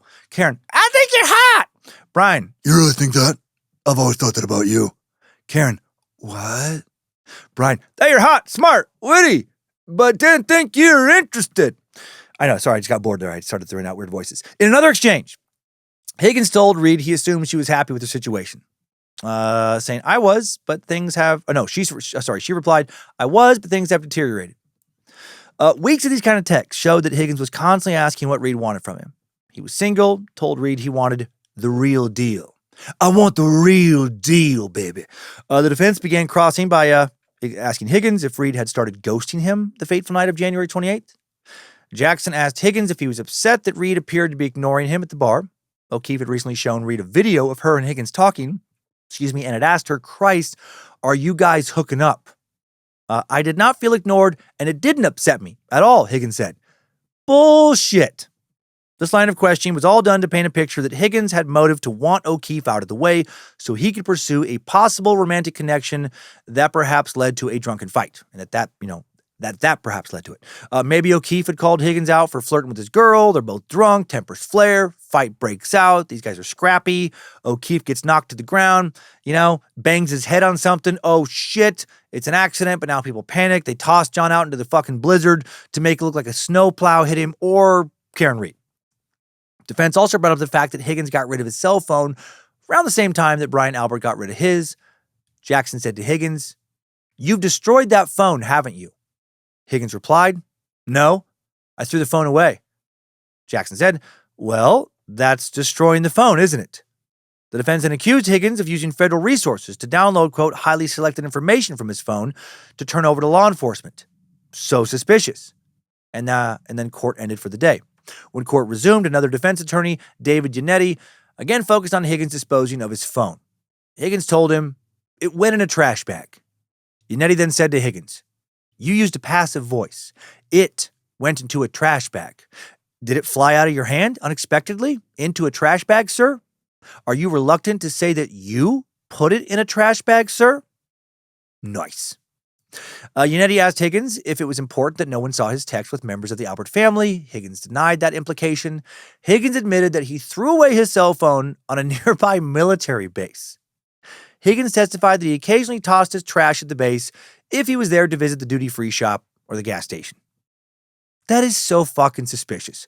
Why would anyone just throw away their phone? Why wouldn't you have left it at the fucking cell phone store, right? The same day you upgraded to a new phone.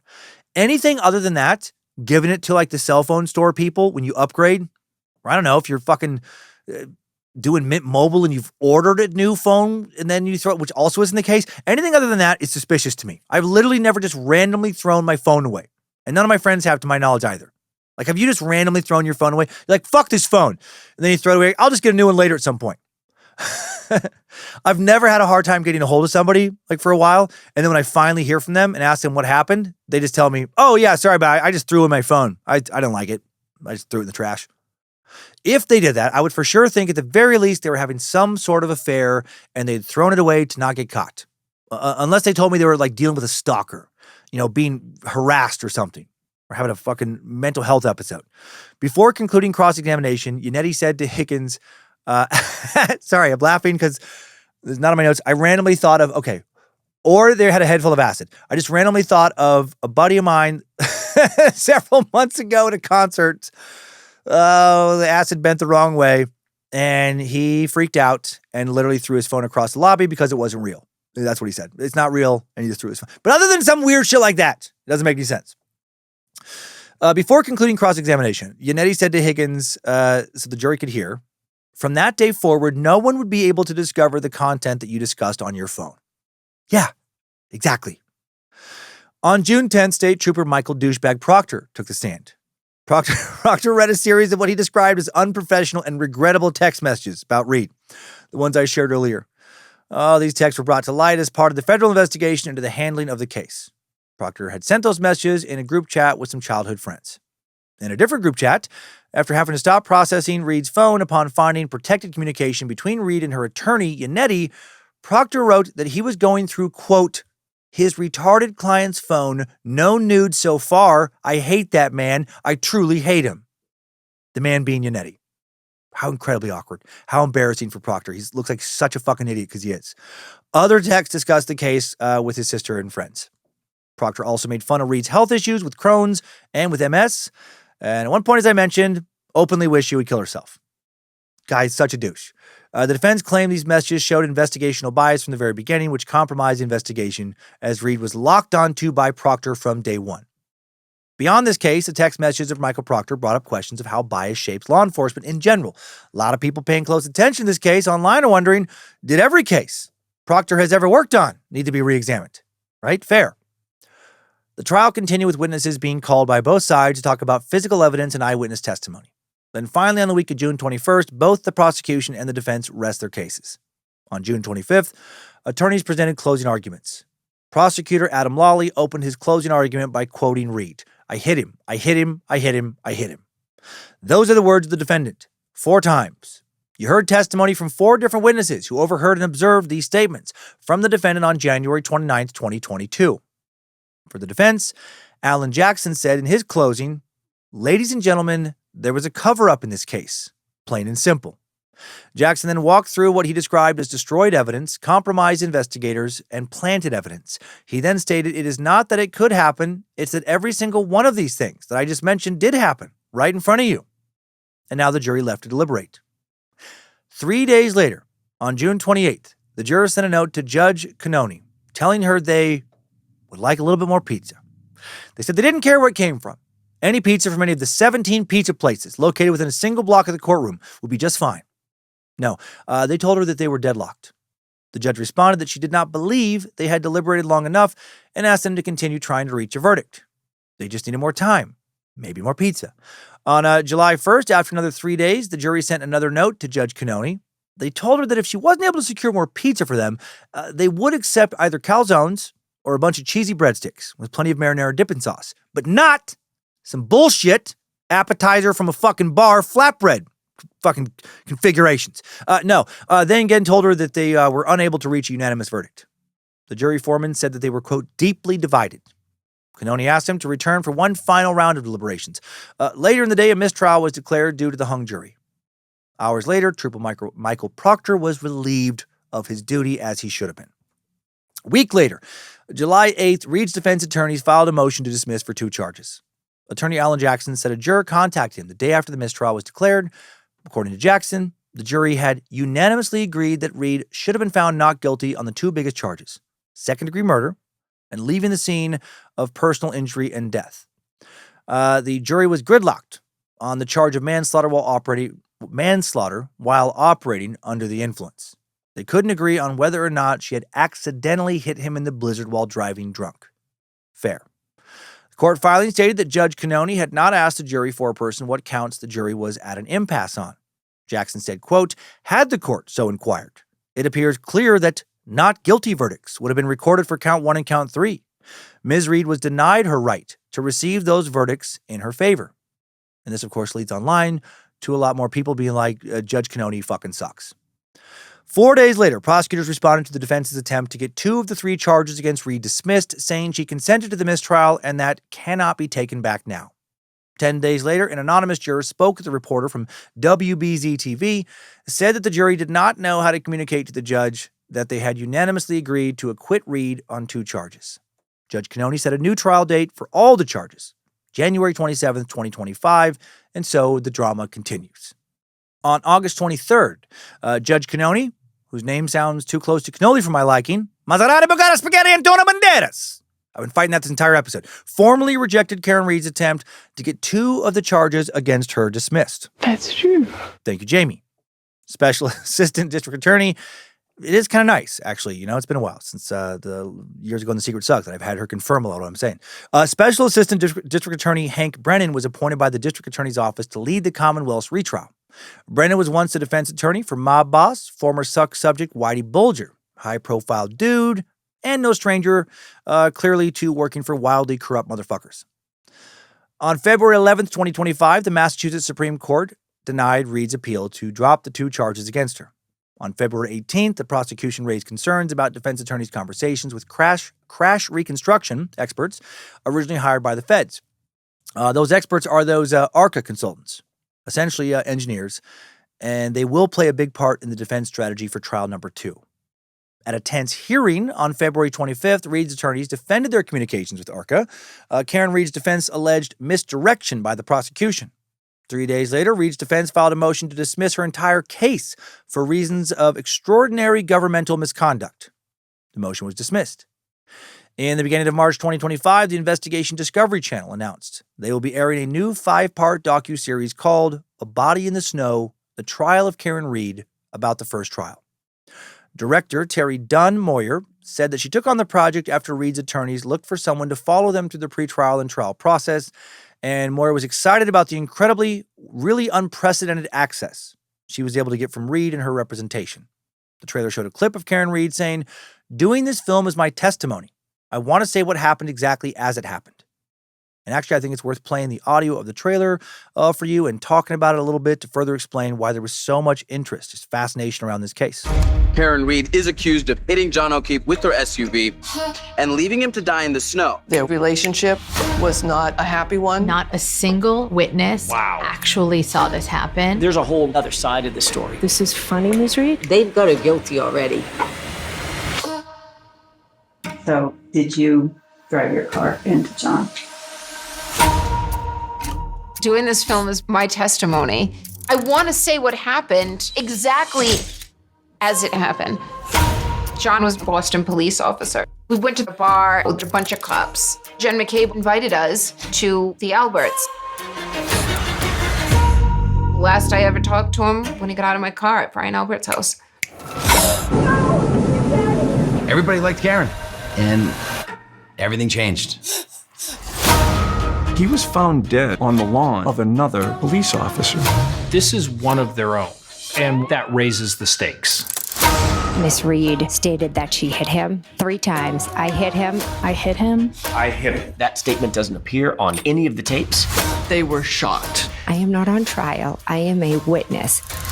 It's impossible to have any sympathy. They're all lying. She'd smile or laugh. She's posing for pictures. Her behavior, in conjunction with the hard evidence, points in one direction. DNA evidence placed parts of John on Karen's car. Feels like I'm in a bad dream. This can't be real. She was angry. She had been drinking. I hate you! How many calls? There was over 50. What did you text about going through Karen Reed's phone? No news so far. There were gasps. One of the most uncomfortable moments of this entire trial. Shame on you, sir. Elle magazine wants to feature me. She was the happiest murder defendant in America. You're either pro Karen Reed or you are pro police. It's become a civil war. This justice system will never be the same after this. I can't believe what's happening to me. Yeah, they say like 3 times there. I hit him, I hit him, I hit him. Some sources say 4. I'm not sure what the discrepancy is there. Obviously, we just heard 3 times. But what you obviously can't see when you listen to this is the way Karen holds herself as she's walking to and from trial, as she's sitting in the courtroom, as she's in a car outside of the courtroom waving to supporters. She never appears to be grieving John's death. She seems, frankly, to be loving the attention and or support she's getting. And this rubbed a lot of people the wrong way. Not me, actually. The camera and media focus, it does funny things to people. Some people, a lot of people, they like attention. They like to be followed by cameras, to be focused on, to have a lot of people invested in their life, to be rooting for them in whatever scenario, especially in today's fame-hungry, social media-driven culture. And as far as her not appearing sad, I think people forget about how rocky their relationship was, how it was on its last legs. They were not soulmates, her and John O'Keefe. They were 2 people who honestly appeared like they were right about to break up when John died, right? She was convinced he had recently cheated on her. She had definitely recently cheated on him, was continuing to flirt with another one of his friends or acquaintances, constantly fighting. I mean, you heard like the voicemails. I don't think Karen not being torn up about his death over 2 years after he died here, by the way, when the first trial started, is unusual. A lot can change over 26 months. I mean, if you've dated for somebody for around 2 years, and the last 6 months or so at least of that relationship was very troubled, and you had 1 foot out the door already, then they die, then more than 2 years go by, are you still going to be just really messed up about it? I fucking doubt it. I would have already processed what I needed to process a long time, before that. And if I was Karen, I'd be thinking a lot more about, me not going to fucking prison for a long time. I'd be thinking a lot more about the Alberts and possibly some very crooked cops trying to frame me than I would be about John's death, on a day-to-day basis. I mean, again, you heard the sound bites from her last voicemails with him. She cared about him, but also hated him. Her headspace during her trials, wasn't grief, it was war. Her versus a bunch of possibly, again, crooked cops and friends and families. Returning to the timeline, Reed did not take the stand in her first trial, which was her right. However, now that the interviews with her in the docuseries have been made public, those could be used by the prosecution in the second trial. And would be. On March 4th, 2025, we're now over 3 years past John's death. Prosecutor Brennan confirmed in court that a federal investigation into O'Keefe's death was over. March 17th, The Body in the Snow premieres. Investigation Discovery reported that in the first week of release, more than 6.3 million people watched the docuseries across linear and streaming platforms. Huge numbers today, with all the content options everybody has. Throughout March of 2025, there was a lot of tension around the case, both sides busy submitting pretrial motions, a lot of chatter online about it. Social media, has hundreds of thousands of posts across platforms like Facebook, TikTok, and Reddit, deep diving into the first trial. Conspiracies fueled by the blogger Turtle Boy. Body in the Snow has been seen by millions of people. 5 episodes, including candid conversations between Reed and her defense team throughout the first trial, conversations with family and friends, a lengthy interview with Reed herself. The documentary has given a bunch of people a lot of access to info about the case that has been shaped through the lens of the defense. So now there is a lot of worry about jury bias, especially on the prosecution side, about jurors already having made up their minds before the second trial starts. A lot of people are expected to show up also at and around the courtroom every day, disrupting things, yelling at the prosecution's lawyers, protesting all this, etc. In part because of this, Reed and her defense team are pursuing multiple avenues to have the trial start date pushed back or to have the case dismissed entirely. They make numerous requests to Judge Ravioli, Cannoni. And when those are denied, they took them to a federal judge only to have them denied there as well. But there was also still uncertainty about if the ARCA witnesses would be allowed to be mentioned by the defense. On March 31st, Judge Pesto Linguini, Cannoni, ruled that the defense could not suggest that Colin Albert killed John O'Keefe. This was an issue for the defense. Remember, in the first trial, the defense's main strategy was to create reasonable doubt by speculating that either Colin, Brian Higgins, or Brian Albert were men who could have killed O'Keefe during an alleged fight inside Brian Albert's home, then dragged his body outside. Well, Judge Football-Shaped Pasta with Meatball SpaghettiOs, a.k.a. Cannoni's ruling, found, quote, as to Colin Albert, the defendant's proffer contains no additional evidence that presented at the first trial, and it is insufficient to support a preliminary finding that Colin Albert had the motive, intent, and opportunity to commit the crime. As to Higgins and Brian Albert, defense's argument to allow their testimony, that is barely sufficient, and the history of the first trial cast doubt on the seriousness of that claim. Okay, no clear motive for Colin was ever established. But he did have those bruised knuckles. A lot of chatter about him being a hothead. I do still think he could have gotten into a fight with John the night he died. The defense painted the entire group of dudes at Brian Albert's house the night O'Keefe died as a bunch of drunk hotheads, quick to violence, and that a drunken argument could have broken out about anything, led to a fight. The fight could have led to a cover-up to protect the party involved. Still feels possible to me. The defense would still be allowed to make their cases against Higgins and Brian, though, but not, they were not able to name them as alternative suspects in opening statements. Okay, seems a little nitpicky, but all right. Next day on April 1st, Reed's defense team dropped their pants, whipped their collective dicks and pusses out in the courtroom, chased Judge Cannoni around the courtroom for approximately 45 seconds, chanting, open, boxing, open, coxing, acquit, or we will shit. And then they were like, April Fools! And they put their pants back on. And everybody had a pretty good laugh. A lot of tension was, relieved. They got down to business. For real now, on April 1st, Reed's defense team filed one final appeal with the U.S. Supreme Court, asking the justices to dismiss 2 of the charges due to double jeopardy concerns. The double jeopardy clause, part of the Fifth Amendment, clause protects against being criminally prosecuted for the same crime twice. This applies to both federal and state courts, however, does not cover civil cases. This appeal for double jeopardy had already been denied by the Massachusetts Supreme Court and lower federal courts.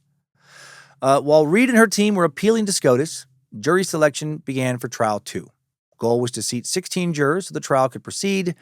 And if the Sixth Amendment is the right to an impartial jury of one's peers, how did that work in the second Karen Reed trial? Selecting a pool of impartial jury members was something Judge Can Pasta with Chicken Meatball SpaghettiOs Canoni had to be really deliberate about. From the beginning, she was clear the court must be made aware of what potential jurors already knew about the case and the people involved. In the first round of selection, out of 91 people in the selection pool, 78 had already seen, heard of, or talked about Reed's case. 40 of those 78 already formed an opinion. I bet more than that. They just, not being honest. 16 said they had bias for one side or the other. I bet more than that. Knowing that this level of information saturation about the first trial in cases was likely, the Office of the Jury Commissioner had called more than 1,000 people for duty in just the first week.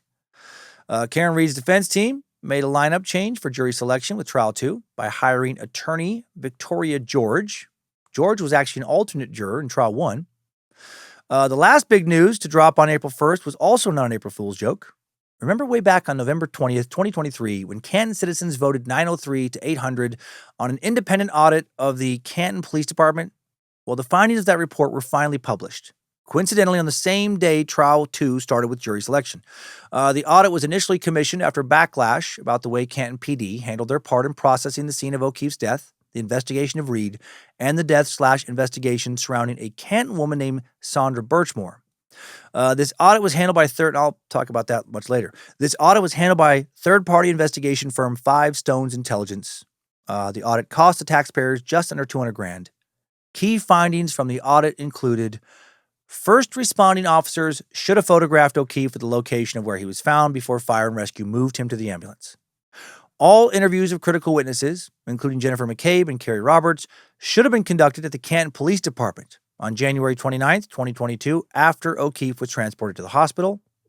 State police, along with Canton Police, should have maintained a police presence at 34 Fairview Road, pending the secondary search conducted by state police crime scene units.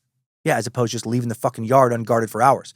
The report also detailed that the police department was suffering from low morale following withering criticism across social media and public protests in front of the police station. The audit ended with several recommendations for moving forward, including recording witness interviews at the police station, supplying evidence collection bags and digital cameras in all department vehicles so no one would pull a fucking red Solo Cup audible again, providing more training for crime scene protocols, and high-level reviews of all death investigation reports. All of that could probably be achieved by having the officers just carefully watch one season of CSI and just take good notes. On April 7th, I'm half kidding. On April 7th, Reed's defense asked SCOTUS to delay her state trial while they decided if they take up her appeal.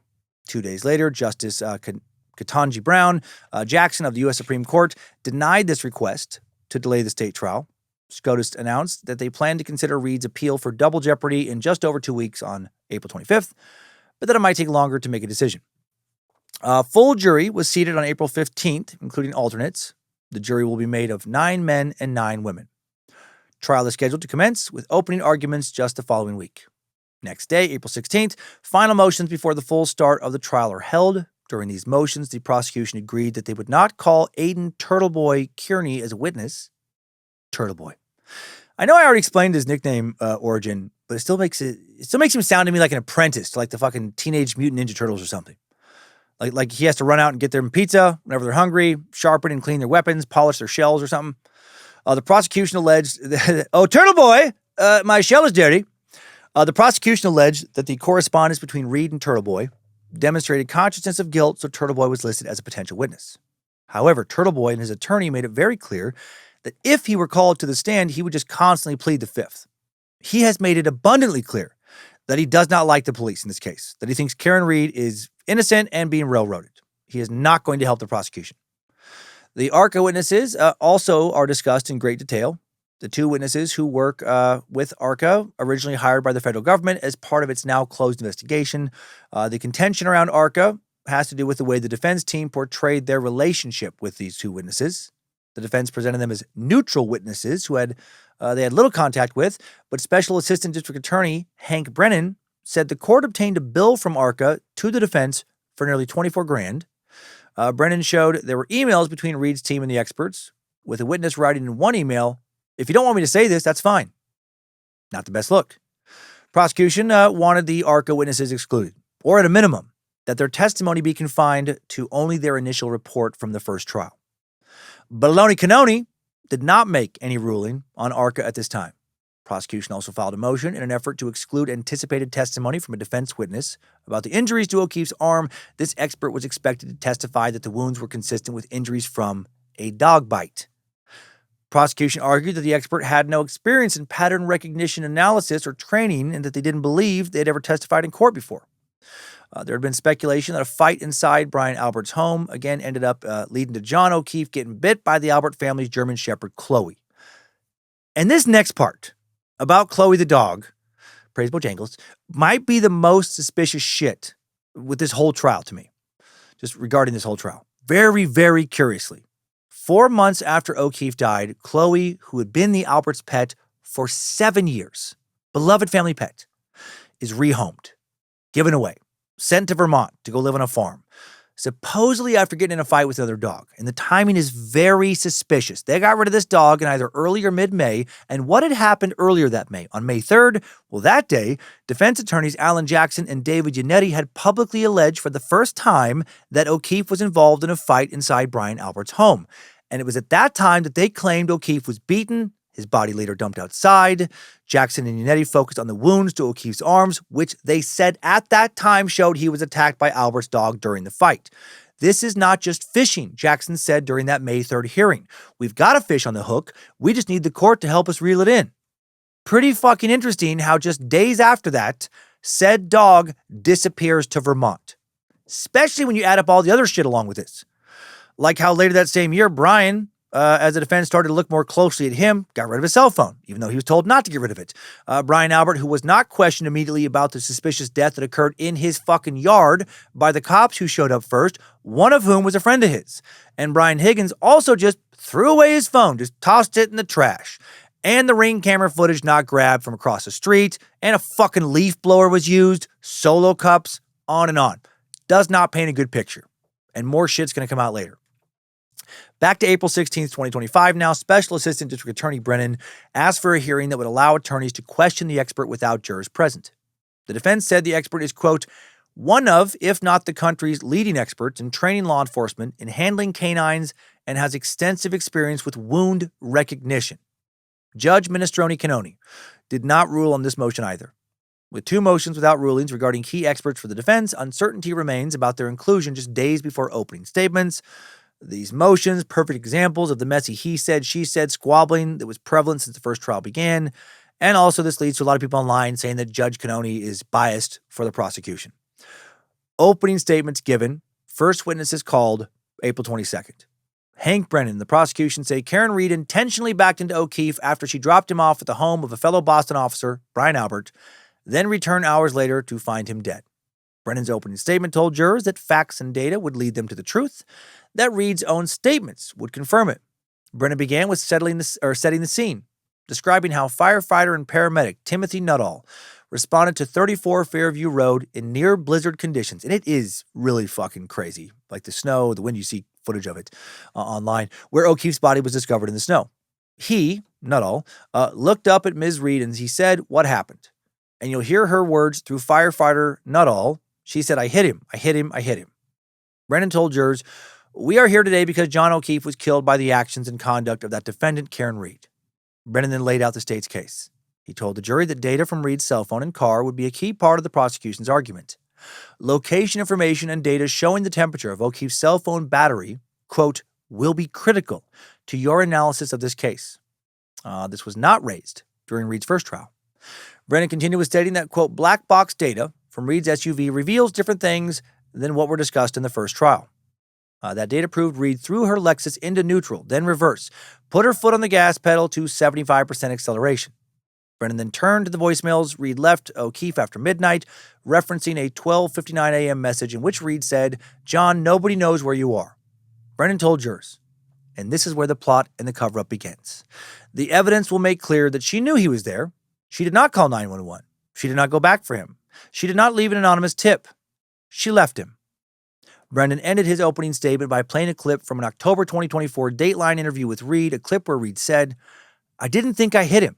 Hit him, but could I have clipped him? Could I have tapped him in the knee and incapacitated him? He didn't look mortally wounded as far as I could see. Could I have done something that knocked him out in drunkenness and in the cold, and he didn't come to again?" Doesn't sound like an omission or admission of guilt to me. Sounds like confusion over what could have happened during a literal blizzard when everybody is hammered and she and John are fighting. Alan Jackson delivered the opening statement for the defense. He began by saying, "Well, way down yonder on the Chattahoochee." Sorry, wrong Alan Jackson. It was clear from this Alan Jackson, not the country music artist, that the defense had switched tactics a little for trial 2. They're no longer focused on finding an alternative suspect because of the judge's ruling. This time, the defense is arguing Reed's innocence through a botched investigation cover-up by those at 34 Fairview Road. Jackson started by telling jurors that the evidence will establish, quote, "there was no collision with John O'Keefe." Jackson said, quote, "John O'Keefe did not die from being hit by a vehicle, period. The facts will show that. The evidence will show that. The data will show that. The science will show that, and the experts will tell you that." Jackson painted a very different picture than the one Brennan had just presented. A picture where Reed is an innocent woman wrongly accused of this crime due to issues stemming from a blue curtain of corrupt law enforcement. Jackson told the jury that the investigation into O'Keefe's death was, quote, "corrupted by bias, corrupted by incompetence, and corrupted by deceit." Jackson blasted lead investigator, former trooper Michael Proctor, as a, quote, "cancer who never went into the Fairview Road home owned by Boston police officer Brian Albert or canvassed witnesses." Totally fair. I think everybody following this case came to that conclusion, right? That Proctor was a piece of shit by now. Jackson went on saying, quote, "You'll see during the trial that he, Proctor, intentionally lied and fabricated evidence during the course of this investigation. He lied in reports, warrants. He lied under oath. He lied about the time that he actually secured Karen Reed's vehicle. Why? He lied because he did not want it revealed that he had access to that vehicle, and he had access to that taillight before any taillight fragments were found at 34 Fairview." At the end of his opening statement, Jackson asked the jury to find Reed not guilty on all 3 verdicts. "Not guilty, not guilty, not guilty," he said. After opening statements, firefighter/paramedic Timothy Nuttall took the stand as the first witness. The prosecution highlighted that Nuttall, allegedly, pretty funny name, allegedly heard Reed confess to hitting him. During cross, the defense revealed that Nuttall's testimony changed, though, over time. Between Nuttall and the second witness, Kerry Roberts, the prosecution played an unedited clip from investigation discoveries of body in the snow. The clip showed Reed saying, "I know I said I hit him, but did I really say it as many times as law enforcement is claiming I said it?" Robertson took the stand and testified about getting a frantic 5 a.m. phone call from Reed. And again, Kerry, a childhood friend of John O'Keefe's, some news outlets actually referred to her as the most important witness of the trial. Kerry drove with Karen back to Brian Albert's house when John's body was found, and both Karen and Kerry were the ones who performed CPR on John. And Roberts said, referring to the first phone call she got the morning they found John's body, the first thing she said was, referring to Reed, "Kerry, Kerry, Kerry, John's dead." Then she hung up. Then she called back. The second time they talked, Reed said, "I think something happened to John. I think he got hit by a plow. He didn't come home last night." Roberts' testimony ends day 1 of the trial, and the defense will have the opportunity to cross-examine her the following day. On April 23rd and 24th, the jury hears more witness testimony from Kerry Roberts, and also from Peggy O'Keefe, John's mother, and Trooper Nicholas Guarino, who shared text messages between Reed and O'Keefe showing the state of the relationship in the days leading up to O'Keefe's death. And over the course of all this, Kerry gets caught in a big lie. She initially told a grand jury that she heard Karen Reed ask Jennifer McCabe to Google hypothermia as they prayed while paramedics retrieved O'Keefe from the snow. Right? The question that led to the infamous search. How long to die in cold, right? How long to die in cold? Huge part of the case for the prosecution. But under Alan Jackson's cross-examination, Roberts changed her tune. "You painted a very, very detailed picture in front of the grand jury, didn't you?" Jackson asked, as he pointed to a transcript of Roberts' grand jury testimony. "Yeah," she said. "Except it's not true, is it?" Jackson persisted. I did not hear her ask that," Roberts conceded. Roberts said she did not intentionally lie. Instead, she claimed she misunderstood the question when she appeared before the grand jury. That makes no sense to me. It's a big win here for Karen Reed and the defense. Why would she say that originally?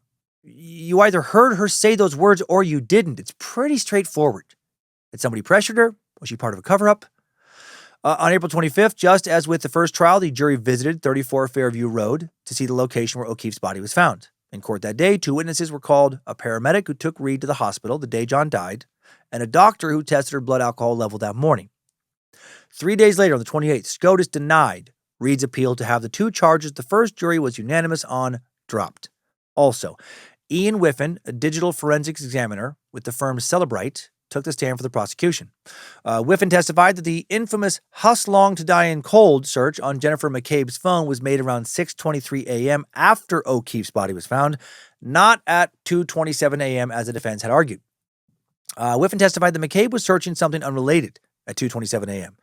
and had left her internet browser tab open on the phone. Because of that, when McCabe opened the tab back up to make the Google search at 6:23 a.m., it registered the timestamp as when the tab had been originally opened. Whiffen testified, quote, "It's not until you actually close the tab that the information gets written into the database." Whiffen also said that John O'Keefe's own cell phone data indicated O'Keefe never entered the home at 34 Fairview Road the night he died. Also, according to Whiffen, O'Keefe's cell phone battery was at 82 degrees Fahrenheit at 12:13 a.m., January 29th, 2022. From that point on, the temperature decreased steadily, as it would if it had been outside the entire time. O'Keefe's phone was unlocked, then locked for the final time at 12:32 a.m. Whiffen said by 12:45 a.m., the phone battery was at 66 degrees and it continued to plummet overnight. This is a win for the prosecution, right? In a sense, it cast doubt on the possibility that O'Keefe went into Brian's home that night and got into that fight with the dog and all that shit. Last question Brennan asked in direct examination was if the data allowed Whiffen to make a determination of exactly where O'Keefe's phone was from about 12:24 a.m., January 29th, until after 6 a.m. Whiffen testified that, quote, "Based on the totality of all the information that we described, my opinion is that the device never moved far away from the flagpole." Whiffen was referring to a flagpole in the yard of 34 Fairview Road where O'Keefe's body was found.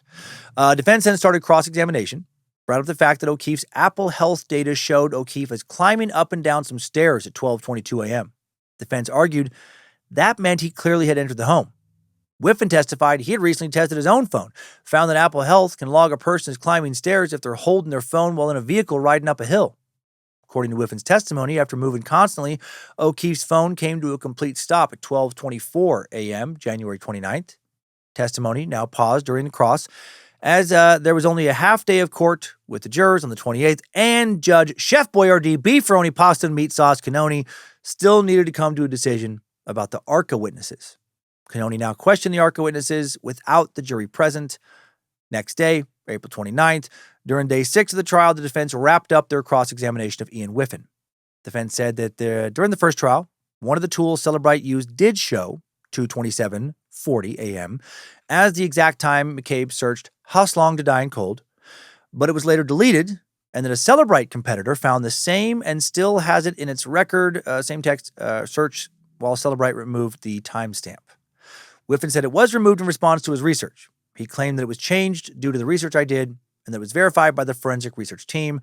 Before Whiffen stepped down from the stand, Hank Brennan on redirect asked, "Did you go into your company's software and change it to accommodate law enforcement?" Whiffen said no. Brennan asked why he would not do that, and Whiffen testified. Aside from being unethical to change the data in that way, this is an artifact that is easily validated by any examiner.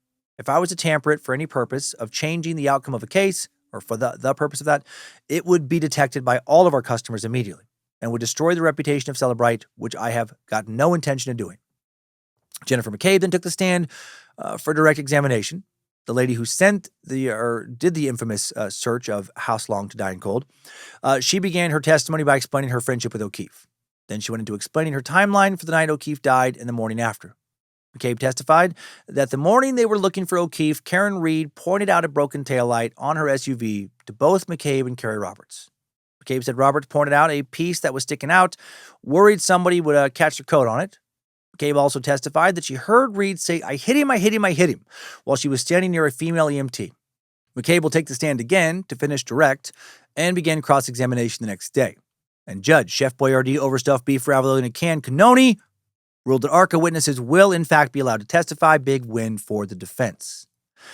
Jennifer McCabe will take the stand again the next day. Alan Jackson leading the cross. He brought up the alleged Karen Reed statement of, I hit him. Jackson noted that during her grand jury testimony 3 years prior, on April 26, 2022, McCabe literally never mentioned she heard Reed say that, not a single time. McCabe said to Jackson, I have testified a number of times, but I was there the morning of January 29 when your client said, I hit him.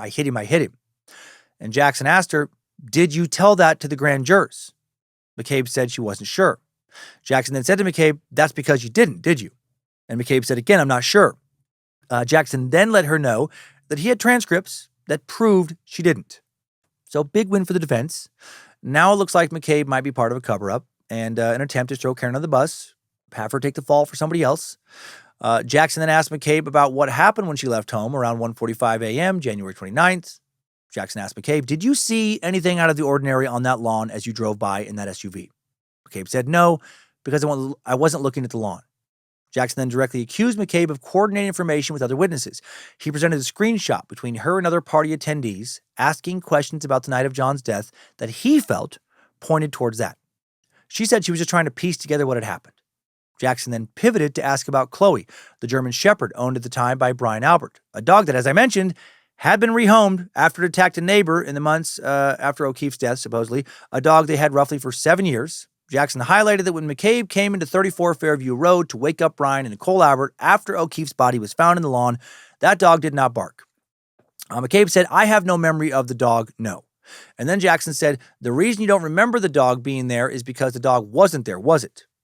Seems as if Jackson was implying that after the dog had bit Brian, they locked the dog up for the rest of the night that morning.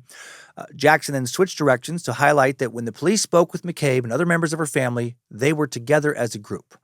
Jackson continued to attempt to paint Jen McCabe as an untrustworthy witness by bringing up that when officers first approached her in her car near her home, and this is so fucking weird, she told them she was Nicole Albert, not Jen McCabe. Why would she do that? McCabe testified that her response was because she thought they were going to try to sell her something. What? That's idiotic. Even if you did think that, why would you give the name of a friend? Especially the friend of the person living at that property where you're being questioned, no less. Why wouldn't you just make up a name? Are you just not smart enough to be able to make up a random name? This reads not only as a lie to me, but a shitty lie. And why would you lie about that? That's so fucking weird. Also, speaking of Nicole, why didn't she ever go wake her or Brian up when they found John's dead body on the lawn immediately? There's just a lot of suspicious behavior around that. Jackson now attempted to show that McCabe had been frequently untruthful by highlighting her own statements to officers where she said she had called her husband and Roberts that morning. Jackson pointed out that McCabe had in fact contacted other people during that time. She'd called Matt McCabe, Carrie Roberts, a witness advocate from the Norfolk District Attorney's Office, John O'Keefe's mother, and Brian Albert. McCabe will then take the stand for the third day to continue cross-examination. On May 2nd now during cross, the defense continues to paint McCabe as a master manipulator by reading text to show she coordinated stories between friends and family to frame Reed. Jackson compared Jennifer to a quarterback, saying she was calling the plays, right, orchestrating a cover-up. Jackson questioned McCabe about whether she knew if anybody in the property knew CPR or had life-saving training that could have helped O'Keefe, and McCabe said, yes, my brother-in-law, Brian Albert. But McCabe did not call out for Brian Albert to attempt CPR on O'Keefe when they found his body.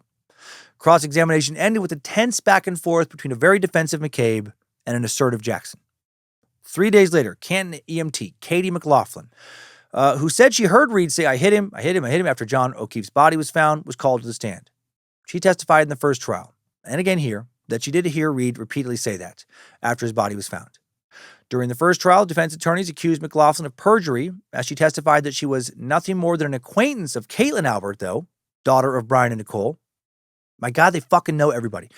Jackson noted that in the first trial, McLaughlin had only said, quote, I went to high school with someone named Caitlin Albert. Now McLaughlin said to Jackson, that is true. And you asked me if I knew her. And I said, yes. You asked me if we were friends. And I said, no. Jackson then asked her, you wouldn't say you've been friends for years. McLaughlin replied, we've known each other for years. Jackson then confirmed with McLaughlin that she had attended a baby shower with her, that they went on day trips together, they had went on other getaways together. He showed several photos that included McLaughlin and Caitlin Albert alone, together, smiling, having fun as evidence. What the fuck? This collectively looks so bad, like all these people are either idiots or colluding or both. right? It looks like so many people are just either outright lying to the attorneys, the fucking grand jury, etc., telling lies of omissions, heavily misrepresenting the truth poorly, like they're not going to be called out on it. Like they assume that Karen would just be stuck with the worst attorneys on earth who just question nothing. Katie McLaughlin clearly knew Caitlin Albert much better than she let on. And why not admit that? Why? Is it because they're hiding something? Because they're worried about being accessories after the fact, at the very least? It's just weird. The defense team was clearly working to build up their case that John O'Keefe's death was covered up by those in the Albert home the night that Reed was framed, because many of those involved had connections to the Albert family and the Canton Police Department.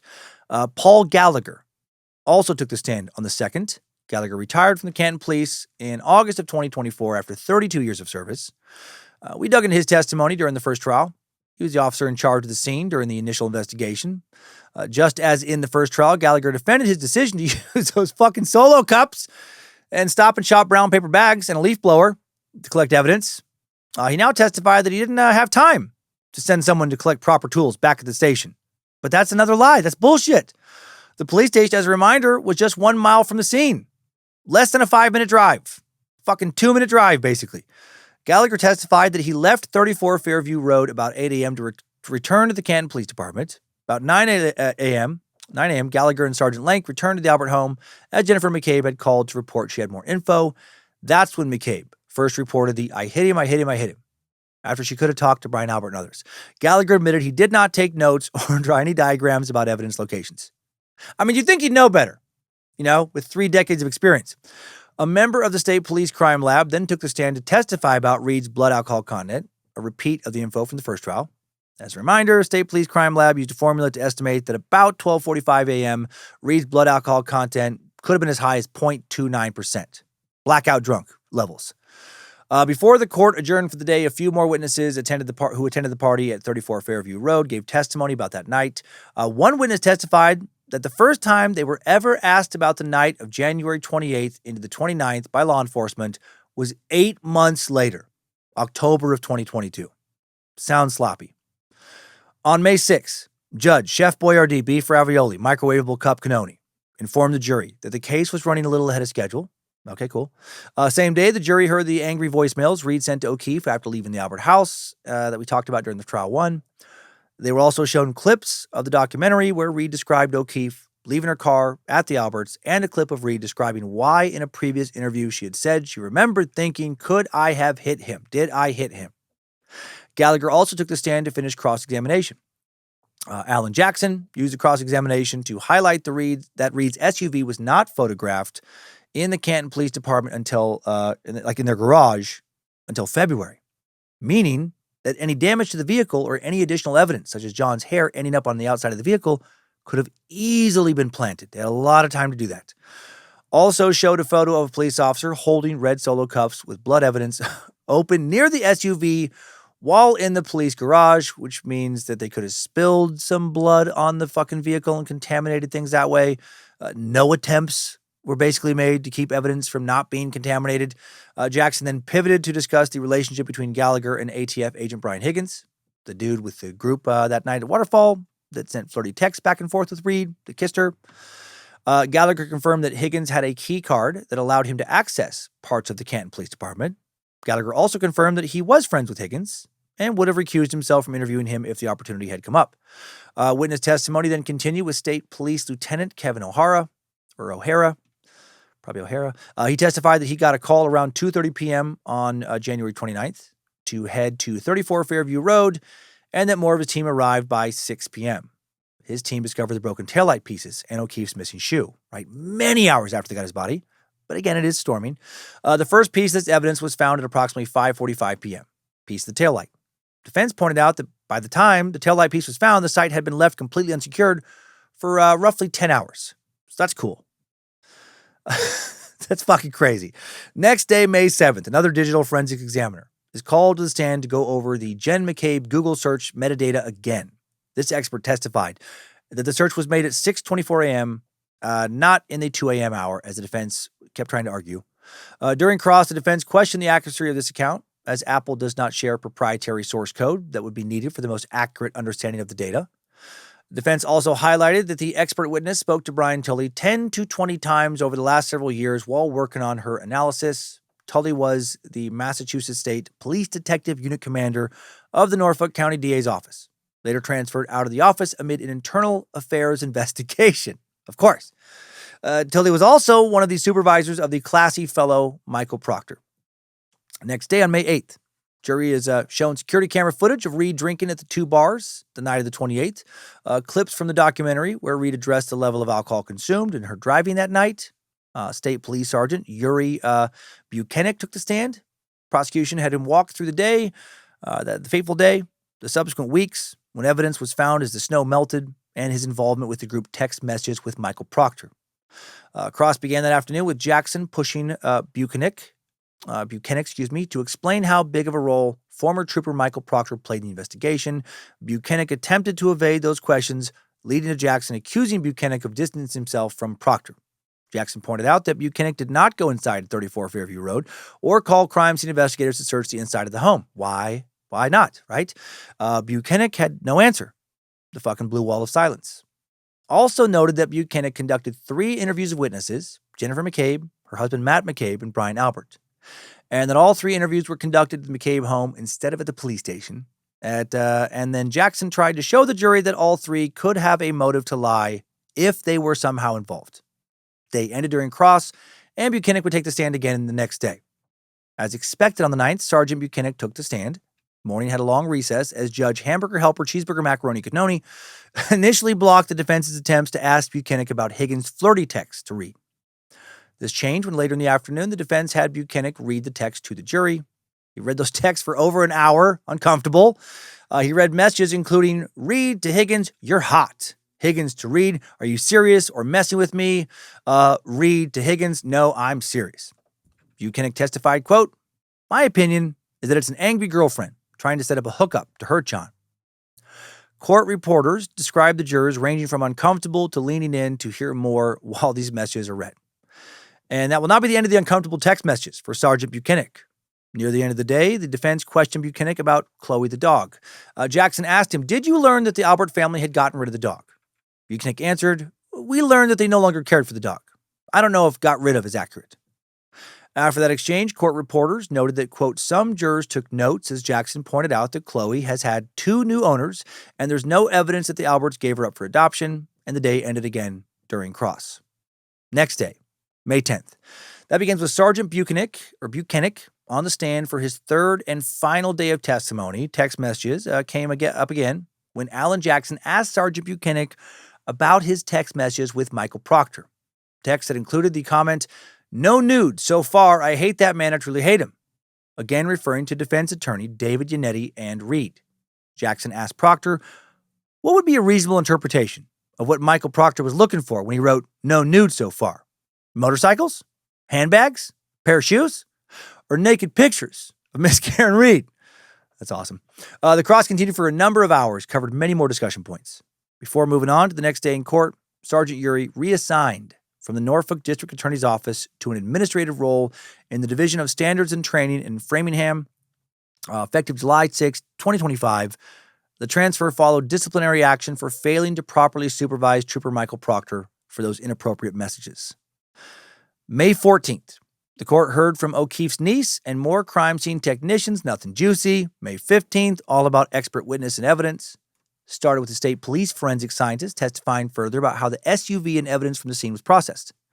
The defense highlighted that the pieces of taillight found at the scene did not have sand, salt, other debris on the inside portion of the taillight, and that the pieces of taillight were not tested for biological evidence. Then the medical examiner who examined O'Keefe's body on January 31st, shortly after he died, took the stand. Jury was shown graphic photos of John O'Keefe's body from that examination. The medical examiner testified that she determined the overall cause of O'Keefe's death to be blunt impact injuries to the head and hypothermia. She could not determine the exact manner of death. Prosecution and the defense both questioned the witness about their theory for the manner of death. Brennan asked about the potential of vehicular impact, and Jackson asked about the potential of being punched and or an altercation with a dog. The medical examiner testified that those situations could be all possible, but that she could not give one theory more weight than another, which is interesting. Before testimony started, Judge Hamburger Helper Cheesy Italian Shell's value-sized cannoli had an important instruction for the jury. She said, I just want to be very clear that it's important that people do not comment on the evidence or make any comments. Just listen. Do not talk. Don't make any facial expressions. No muttering under your breath. No audible noises, because people need to hear what's going on and to understand everything. After she said that, the prosecution played more clips from a body in the snow, where Reed described finding O'Keefe that morning. Then more forensic experts were called to testify about the evidence found at the scene, specifically his clothes and shoes, the drinking glass, the taillight fragments. The defense highlighted that the evidence was never compared with Higgins or Albert's DNA, and that O'Keefe's clothing was submitted to the lab 6 weeks later by former trooper Proctor, the douchebag. The crime lab expert also had no chain of evidence logs showing where the clothing had been during those 6 weeks. What the fuck? What a shit show, right? Scary lack of professionalism. On May 19th and 20th, a witness from Bodie Technologies took the stand to testify about DNA found on the evidence. They testified essentially that there was no clear DNA evidence in this case. Hair was found on the broken taillight. The defense claimed it was planted. Also, the hair can't be proven to be O'Keefe's hair. Defense argued that even if it was his hair, there was no way to determine when the hair was introduced to the taillight. Prosecution, I know they fucked up so bad at this. The prosecution then called a forensic analyst from Aperture LLC to the stand to testify about analyzing data from Reed's Lexus SUV. This is so good. The witness went through a timeline. It's going to be pretty good in a little bit. The witness went through a timeline of various instances of Reed's SUV powering on and off throughout January 29th, 2022. He explained how he used various surveillance videos from the case to verify the time frames of various power on events on the day O'Keefe's body was found. The witness testified that Reed's Lexus made a 3-point turn between 12:23:59 a.m. and 12:24:07 a.m., then drove in reverse between 12:32:04 a.m. and 12:32:12 a.m., so for 8 seconds. Prosecution witness previously testified that O'Keefe's phone stopped moving at 12:32 a.m. This doesn't look good for the defense, right? At first, this can obviously be interpreted as Karen backing into John.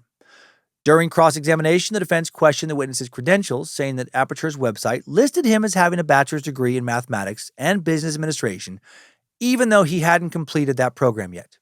The witness testified that they started their degree back in 2008, but they hadn't yet completed it. They had been working on their 4-year degree for 17 years. So that's not great. So he's not looking like the best and brightest expert at this point. On redirect, Brennan attempted to show that individuals such as Steve Jobs and Bill Gates also hadn't received their bachelor's degrees. Pretty funny, but also those dudes the exception to the rule, not the rule. The defense objected and the judge sustained. Skipping ahead a few days now. This is where it gets really funny for me. Over the course of May 27th and 28th, a key witness to the prosecution's case, Judson Welcher, this guy, an accident reconstructionist, also from Aperture LLC, took the stand to begin his testimony. Testimony included videos from testing Welcher performed using an SUV similar to Reed's Lexus. In the videos, Welcher, who is a similar height as John O'Keefe, wore clothes like those O'Keefe wore the night he died. Welcher was holding a cocktail glass during the test, like prosecutors said O'Keefe was when they alleged that Reed hit him. Welcher testified that Reed's SUV traveled backwards at about 23.9 miles per hour for at least 54 feet. Welcher testified that if Reed took a shorter route, she could have driven the 2.3 miles in 4 minutes and 15 seconds at an average speed of 32.47 miles per hour, or the longer route of 2.8 miles at an average speed of 39.5 miles per hour. Prosecutor said that would line up with the time that Reed arrived at the O'Keefe's home. We know cell phone data shows she connected to his Wi-Fi when she got there. The direct examination took all day on the 27th, and then cross began on the 28th. Defense asked Welcher if Reed's vehicle would have ended up on the lawn of 34 Fairview Road after backing up at nearly 24 miles per hour, allegedly hitting O'Keefe. Welcher said that was possible, but that he couldn't say for sure because he would need to know where the vehicle had started moving from. This line of questioning led to a tense cross, tense enough we need to include an actual quote. Welcher said, "Your first question was reasonable." And I said, "No. Now you're asking possible." Of course it's possible. Whether it is reasonable or not, I have to know the starting position. If it's very close to the side, then it could be reasonable. If it's further toward the middle of the road because snow is building up on the side of the road, then it's probably not as reasonable.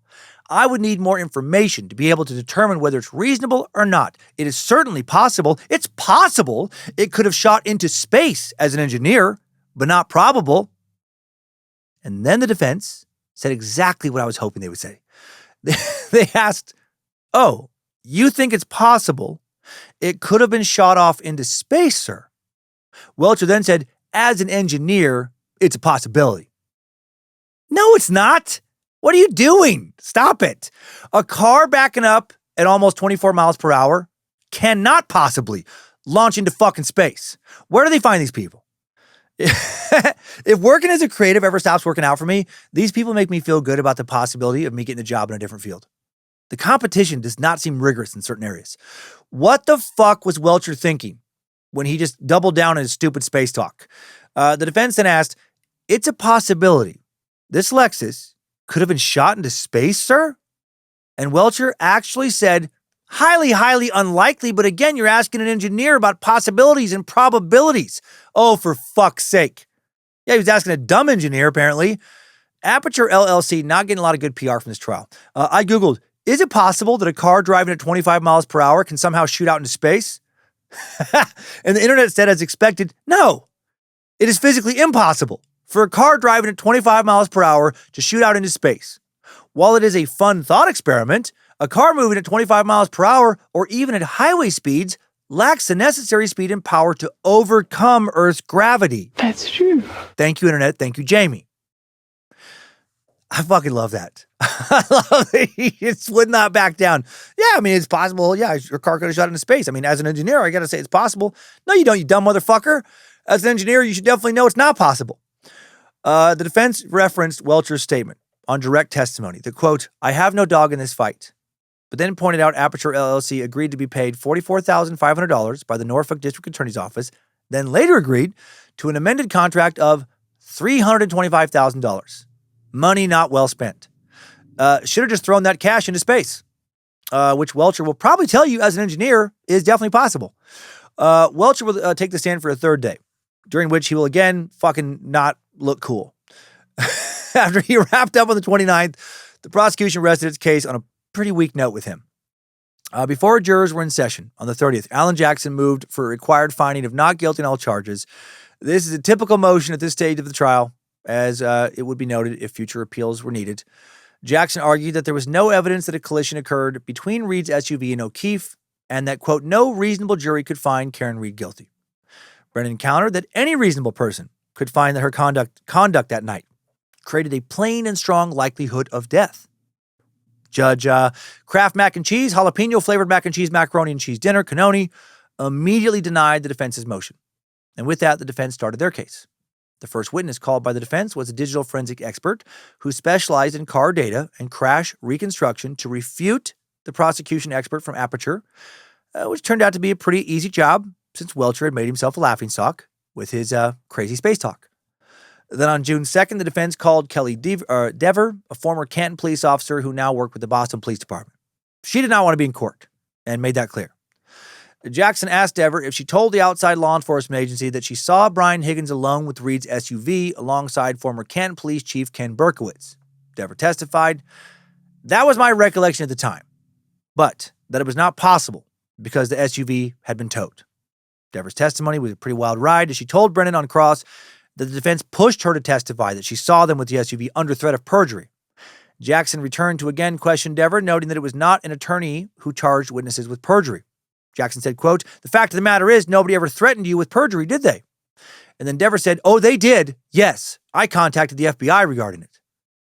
Michael Proctor was not testifying in this second trial. He was probably busy, trying not to let anybody see his face in public. So the defense called a different member of his infamous group chat with a childhood friend of his to the stand.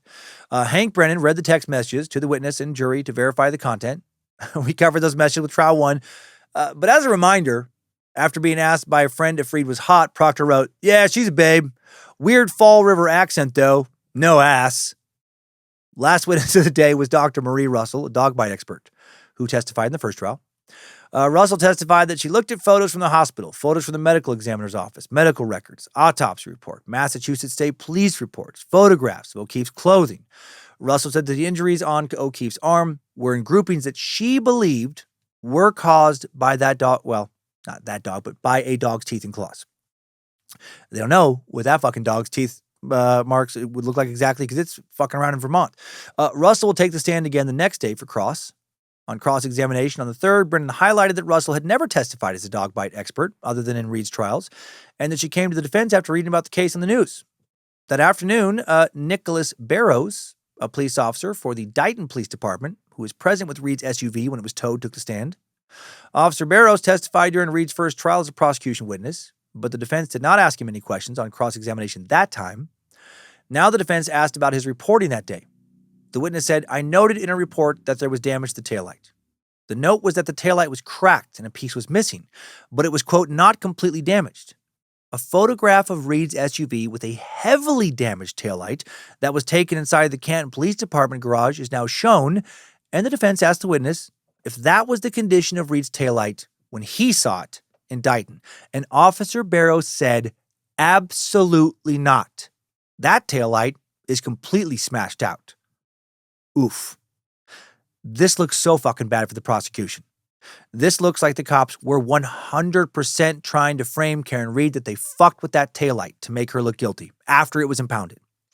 On cross, the prosecution attempted to show that the notes were not very detailed and that the story had just, slightly changed. And we're now going to skip forward a few days. June 6th, there was only one witness called. It was finally one of the ARCA witnesses, Daniel Wolf, a crash reconstructionist. ARCA had been a contentious issue as it had come to light that ARCA had sent a bill to the defense for nearly $24,000 as we went over, even though they were presented in the first trial as, neutral experts not hired by the defense. Again, originally brought on during the now closed federal investigation. Wolf testified about all of the various tests ARCA had used that ultimately led them to say that injuries to O'Keefe were inconsistent with being struck by a vehicle, right? If he was hit by a car hard enough to get 2 black eyes, blunt force trauma to the skull that led to bleeding in the brain, several abrasions and scrapes on his right arm, wouldn't he also have broken ribs, some kind of busted up body? What was he doing when Karen Reed backed up to the car trying to fucking headbutt it? Why would his head and face get busted up and his arm get a bunch of scratches on it, but his torso is fine? Sounds like wounds more consistent with, getting punched in the face, then falling down, hitting your head, having a dog go after your arm, than it does with getting hit by a Lexus, that was going backwards in the snow. Wolf carefully went through photos of the injuries and the damage to O'Keefe's sweatshirt. And he didn't talk about space, not even one fucking time, which was nice. On cross, the prosecution went after Wolf's credentials and methodologies. They didn't seem to do a good job of that. He came across looking pretty damn legit. A few days later, June 9th, Daniel Wolf was back on the stand to continue cross. Hank Brennan for the prosecution asked Wolf if he considered that O'Keefe's sweatshirt may have had holes in locations other than the sleeve. Wolf said he had not. The prosecutor then carried O'Keefe's sweatshirt, which was encased in a plastic frame, up to the witness stand, asked if a hole he was pointing to was caused by road rash. Wolf said, those are not consistent with road rash. And this was a shady exchange, as I'll explain. Later in the afternoon, once the jury had been removed from the court, the defense requested a mistrial due to this interaction between Brennan and Wolf. The defense called it a stunt and intentional misconduct by the prosecution. They argued the holes Brennan referenced clearly, unequivocally, without doubt, were cut holes caused by the criminalist during his testing, and that they had nothing to do with what happened on January 29th, 2022, and that Brennan knew all of that shit and tried to pull a fast one over on the jury. Judge Pastaroni, angel hair pasta with herbs flavor cannoli, denied the mistrial, but gave instructions to the jury upon the return. Cannoli told them, jurors, I instruct you that those holes were made by the criminalist, Ms. Harnett, during the course of her inspection and sampling of the sweatshirt back on May 18th, 2023. Defense called their final witness now, Dr. Andrew Rensler from ARCA, June 10th. Dr. Rensler's testimony was mostly in response to Welcher's report on the evidence for the prosecution, Mr. Space Guy. Rensler disagreed that the injuries were from being hit by a car, and he made a pretty convincing case. If he hadn't been hit by a car, what or who had hit him?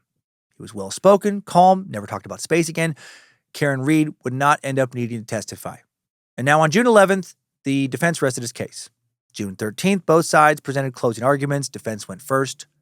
Alan Jackson told the jury, way down yonder. Told the jury the case was corrupt from the very start. Jackson focused on Michael Proctor, the actions that led to his firing. He reminded the jury that Brian Albert's house was never searched. There was no conclusive evidence that O'Keefe was ever hit by any car, let alone Karen Reed's SUV. Jackson ended his argument by saying, we are after the truth in this courtroom. You're entitled to it. Demand it. Let your voice be heard not in whispers but in truth. Let the community feel through your verdict that justice cannot be bent, that it will not be buried. Find Karen Reed not guilty, not guilty, not guilty. Hank Brennan for the prosecution started his closing argument now. Regarding Karen Reed, Brennan told the jury she was drunk. She hit him, and then she left him to die. Brennan cited Reed's blood alcohol content. I played a clip from one of Reed's TV interviews for the jury in which she said, I shouldn't have been driving. He addressed former Trooper Proctor not testifying, stating that he was not needed to prove Reed's guilt beyond a reasonable doubt. Finally, Brennan showed the jury a picture of John O'Keefe and ended his argument by saying, he is not an it. John O'Keefe is not a body. John O'Keefe was not a buffalo on a prairie. John O'Keefe was a person, and he was murdered by Karen Reed. And with that, jury deliberations began again. June 18th, 2025, after 4 days of deliberation, the jury returned with a verdict of pizza. Regarding the charges of murder and manslaughter, the jury found Karen Reed not guilty. I actually really want fucking pizza now. I've talked about it too much. Regarding the charge for an OUI, operating under the influence, Reed was not surprisingly found guilty. Judge Annie's Organic Grass-Fed Shells and Real Aged Cheddar Mac and Cheese Cannoni sentenced Reed to 1 year probation. And that verdict officially brings us to the end of this Timesuck timeline.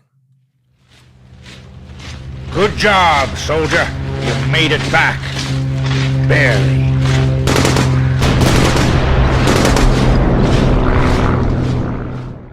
All right, as many of you know, there's still a lot going on with this. But after all those court details, I just didn't want to jump into more anticlimactic civil case, details, but procedural stuff. So I'll just summarize what has happened since. 4 witnesses who testified during Karen Reed's high-profile murder trials are currently returning to court with a civil case accusing Karen and Aidan Kearney, Turtle Boy, of defamation. Jennifer McCabe, Brian Albert, Colin Albert, and Brian Higgins allege in their new lawsuit, literally filed 2 days before I sat down to record this on April 16th, that Reed and Kearney orchestrated a coordinated campaign to implicate them in the death of Boston police officer John O'Keefe. None of them were ever, as you know, charged in connection with his death. Also, Karen Reed filed an explosive lawsuit herself a few months back on November 17th, this last year, alleging that others were responsible for the death of her boyfriend and that investigators failed to pursue those leads.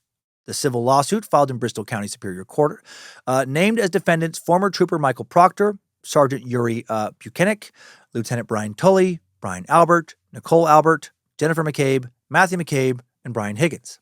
Everybody's suing each other. A footnote in the suit also alleged that Reed planned to add the Massachusetts State Police and the town of Canton as defendants later on to the case. And a wrongful death suit was filed against Karen Reed by John O'Keefe's family. 3 fucking cases. Key figures in the civil case will sit for depositions over the next few months.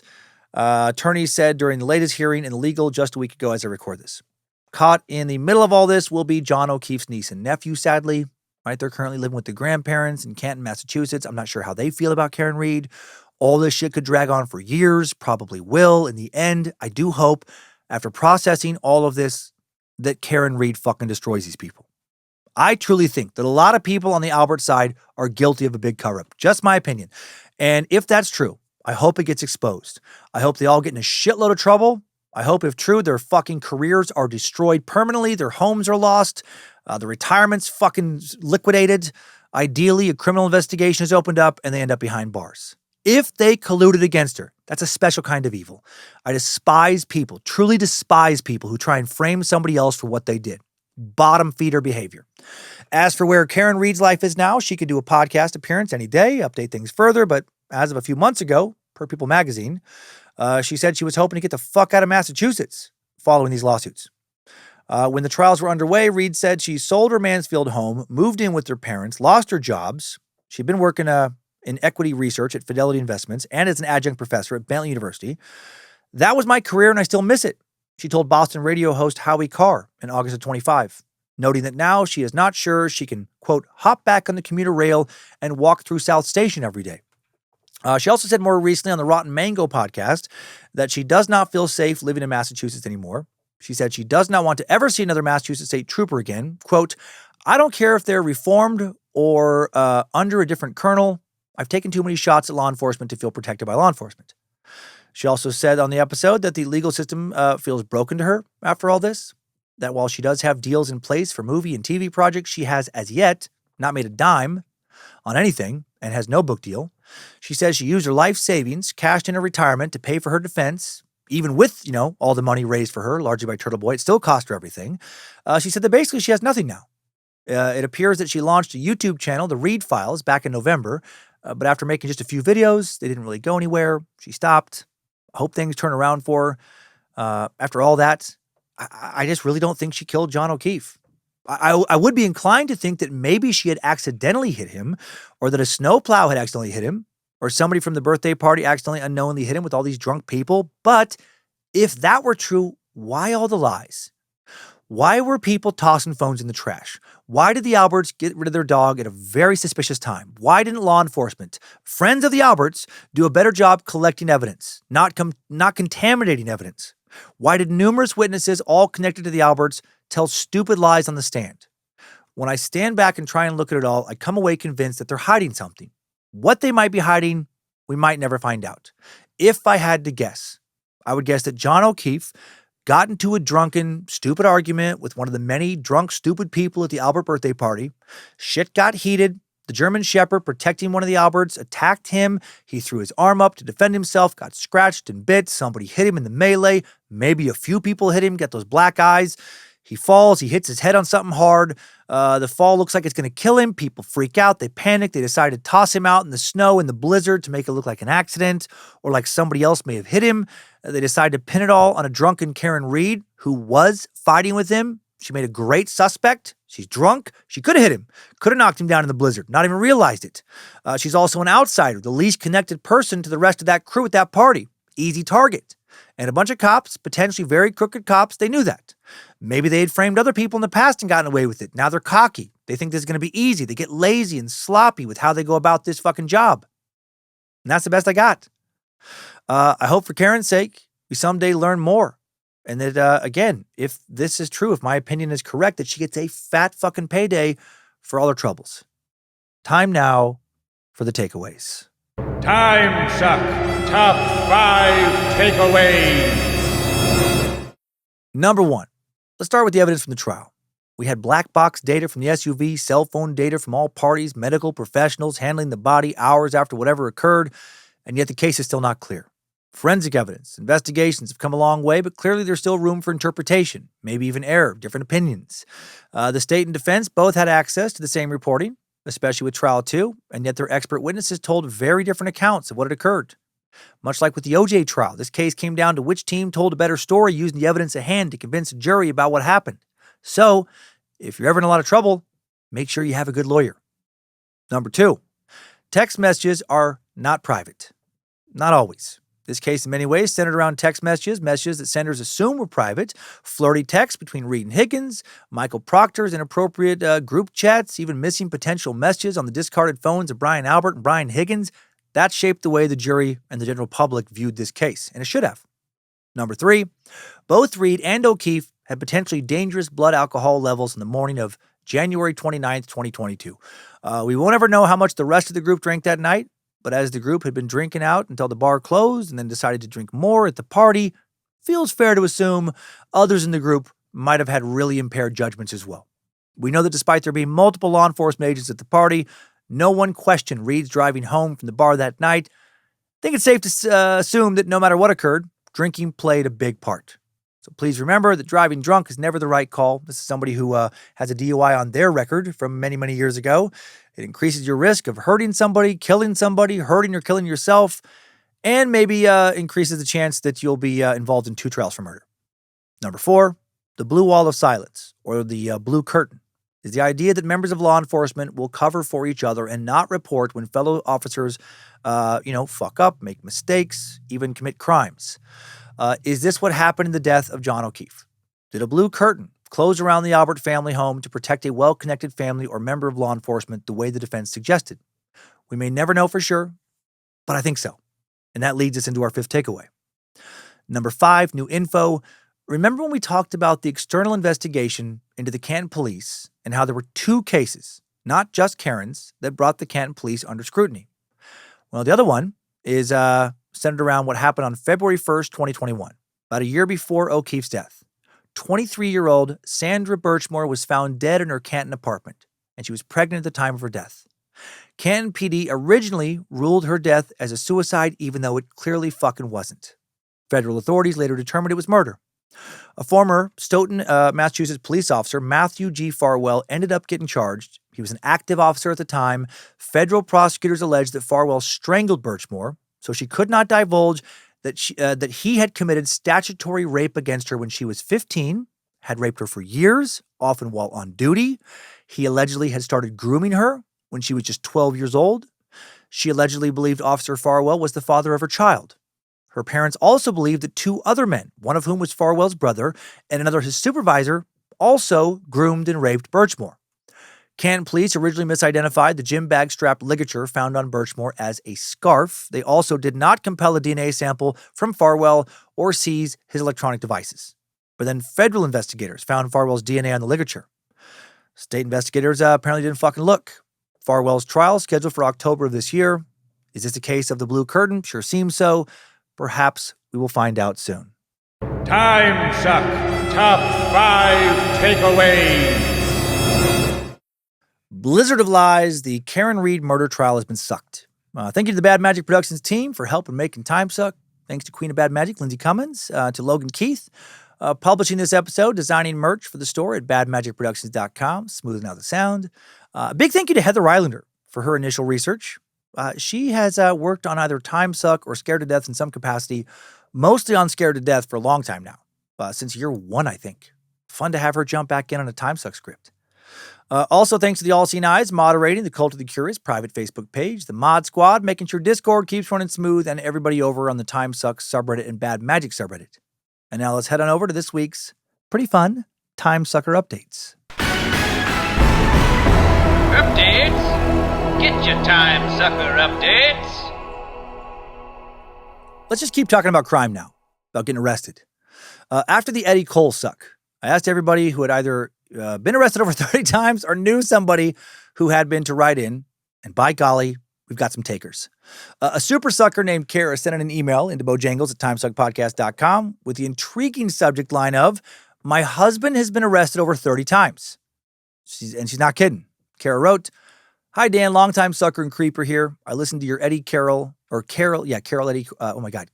Eddie Cole suck, yes. And I've got an update regarding your request for emails about other people with extensive arrest records. My husband, Ryan, is the funniest, most thoughtful, and responsible person. However, it was not always this way. He will be sober for 10 years this June. Awesome. And has worked incredibly hard to turn his life around in that time. He was in and out of juvenile detention centers, rehabs, jails, and prisons for about 20 years of his life. Charges ranging from possession, intent to sell, theft, DUIs, etc. The exact number of times he has been arrested is hard to find, as his arrests span over multiple counties, states, and years, some from when he was a minor. In the city we currently live in, as an adult, he has 18 arrests. With that in mind, he believes he has at least 30 arrests, if not more.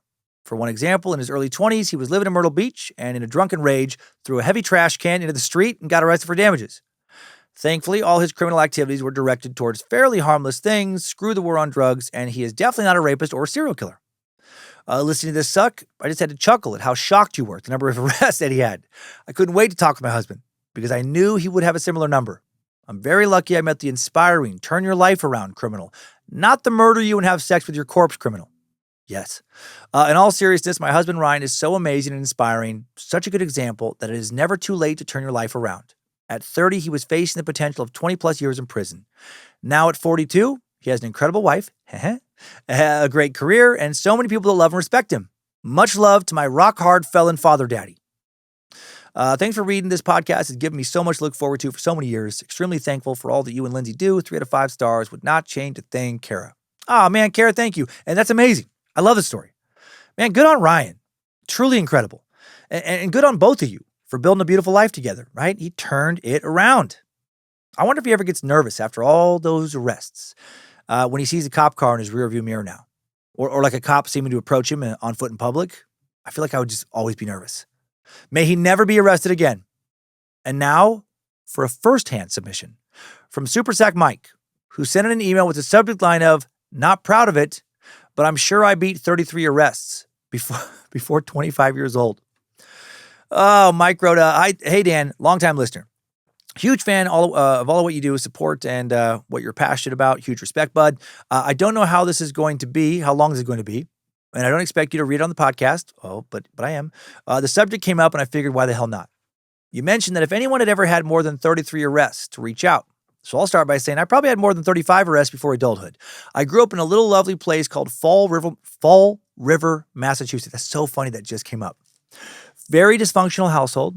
Lived in the projects. Welfare housing, Section 8, food stamps, the whole bit. And unfortunately, for the way that I grew up, getting arrested or even doing time was like a rite of passage. Hell, for a while, copping a state bid, indicted for more serious charges that led to state prison as opposed to county jail. I wore it like a badge of honor, as if, oh, okay, I made it to the big time.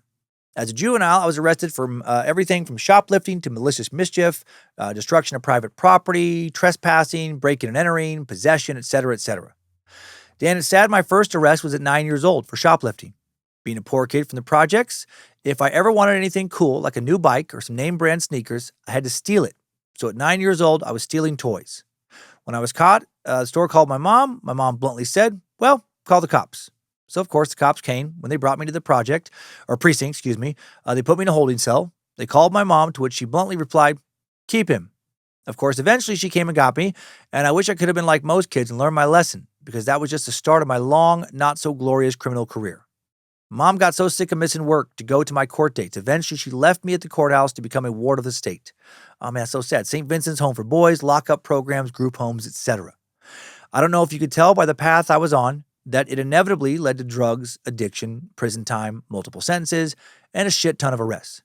You don't need my life story, so long story short is I now have an 18-page record as an adult, not counting juvenile charges. I'm not sure exactly how many arrests or charges are on each page or of a CORI. If I had to guess, maybe 12 or 15. So you can do the math. I surpassed 33 a long time ago. I've been arrested twice in one day. I was locked up early a.m. for public intoxication, released from court around 10 a.m., arrested again by 8 p.m. that evening. However, Dan, I don't want you to think I'm bragging about any of this because believe me, now at my age, I am sorely embarrassed, ashamed, loaded with regret, thinking about how great my life would have been if I had done things different. However, there's a bright side of the story. Eventually, I got out of Fall River. I fought my addiction, tooth and nail, did all the work, all the programs, maybe 46 detoxes, 11 overdoses, 2 comas, 6 halfway houses, 4 sober homes, and a partridge in a pear tree. I've been clean for quite some time. Now my main focus is on my family. Raising my sons to not grow up like me. I married the hottest girl I ever met. We've been together for 20 years, married for 14, put that woman through hell and back, but she stuck it out and finally got the husband she wanted. I work 2 jobs, go to the gym, take part in all sorts of therapy and counseling, never miss a birthday or kids' soccer games, never miss Christmases or birthdays anymore. My boys will never have to steal a pair of Nikes, and I thank God that they were too young to remember the type of guy I was. Today, I try to be the man I'd like to see my boys grow up to be. Or better yet, I try to be the man I wouldn't mind if my daughter brought home. I'd say it gets easier, but it don't. I feel that people like me end up with a huge karmic debt to be paid, to right a lot of those wrongs. But at least now, when bad things happen, it strengthens my resolve and I see my way through it. 10 years ago, if I ever had a problem, my first thought was usually a felony. If I sat down and thought about it for a while, I could talk myself down to maybe a misdemeanor, or at very least a civil infraction. But now I live by doing the right thing. I try to help, be mindful of others. I try to do good, but no one's looking. Even when no one's looking, I now think about things altruistically. Who knows, maybe one day my debt will be paid and life will be all green lights and blowjobs. Anyway, I don't know why I feel the urge to share all that with you, but there you go. Love the show, man. I've listened to every single episode, some of them 2 or 3 times. 3 out of 5 wouldn't change a thing, believe it or not. I stumbled upon the podcast trying to search for songs on Spotify with my son Jameson's name in it. And Jameson's Irish Whiskey Suck came on. I've been hooked ever since. My wife thinks I'm nuts. She thinks you're nuts. Maybe one day I'll email out the Cummins Law debacle I had myself. It was one of those pedo cult episodes right as I bring my 14-year-old son to pick up his little girlfriend and her friend. Of course, I start driving out of the driveway. The show pops up on the part of the episode where you're talking about some father jerking off his kid or getting jerked off by his kid. I forget the actual details, but believe me, I was embarrassed. My son looked at me with an absolute look of horror on his face. Luckily, just from being in my car all the time, he knew no more about your podcast than I would have ever guessed, or he knew more. And he then went on to explain, starting with, don't worry, guys, my dad's not a weirdo. He likes learning about cults and serial killers from this comedian. He won't admit it, but he gives it a 3 out of 5 stars all day. Well, if that's enough out of me, you know the rest. God bless. Good boy, Bojangles. Hail Lucifina. Glory be to Triple M. Michael motherfucking McDonald. Keep doing what you do. Your shows help me in more ways than just entertainment. I don't think I'd be writing it otherwise. Sincerely, huge fan, Michael. P.S. Honestly, don't expect you to share my email, but feel free to write back anyway, man. Hope my story reflects hope in general. Don't mind my spelling or grammar. Did most of this my frickin' speech to text. Michael, holy shit, dude. Your story does reflect hope. Like, truly. Good on you, man. You've given your kids a much better childhood than you had. And I truly believe that is one of the greatest accomplishments one can achieve in life, right? To give your kids a better childhood than the one you had. Like, what's better than that? And you fucking did it. And no one can take it away from you. So that's amazing. Hail you, man. Love this so much. Thanks for sharing that story, and somebody needs to hear it, I'm sure. And yeah, thanks for the kind words. And now for one more quick one. From Satanic Sucker Kevin. Send it with the subject line of Satanic Panic, motherfucker. Oof. I don't care for the profanity. Kevin wrote, hear this, Satanic Sucker on high. I've always been intrigued when you've brought up Satanic Panic throughout the years. As a lifelong metalhead in a small town, I've endured the fearful scorn born out of uneducated misunderstanding in small-minded Christian folk, not all Christians I know. Anyway, back in November, you included a soundbite of peak Satanic Panic nonsense in the Go Ask Alice Suck, and I just knew I had to put it into a song. So I did, and I recently did a limited release of it with my band, Kazra. Since you mentioned Satanic Panic again in the Romp to Suck, I figured I would send it your way to check it out. Oh, Kevin, I did check it out, and I fucking loved it. This is a sick bonus track, man. So I'm going to play it for everybody. This is Satanic Panic by Kazra. I don't know if I'm saying it right. It's Khazra. Played from the YouTube channel of the same name. So you can just find this on YouTube. Khazra. Again, the song is Satanic Panic.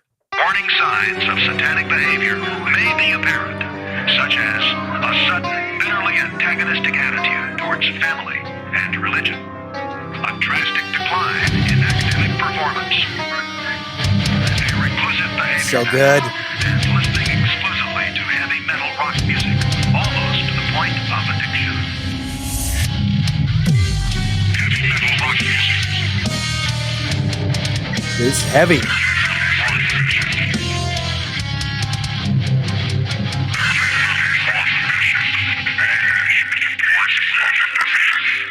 Yes. Okay, so that's a little snippet of Satanic Panic. Hail Kazra, hail Nimrod, hail all of you. Let's get out of here. Next time, suckers. I needed that. We all did. Well, thank you for listening to another Bad Magic Productions podcast. Be sure and rate and review Timesuck if you haven't already. Please don't frame anybody this week, especially if you're Leo. Be the noble cop the world always needs. And everybody who knows a noble cop, man, give them a hug. Thank them for being awesome. Thank them for their service. They might save your ass someday. They probably already saved somebody else, multiple people. The world needs them. And assholes like some of the dipshits in this episode make their already super hard job that much harder. And keep on sucking.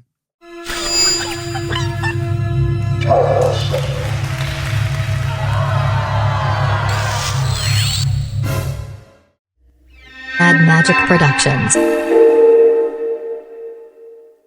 Now how about a bit more Kazra? This track just came out literally 10 hours before I sat down to record. It's called Hammer Hand. It's one word, Hammer Hand, lyric video, Kazra. Careful listening. This evil music. It might make you eat babies or fuck puppies or, I don't know, curb stomp kittens, whatever. You know how Satan be.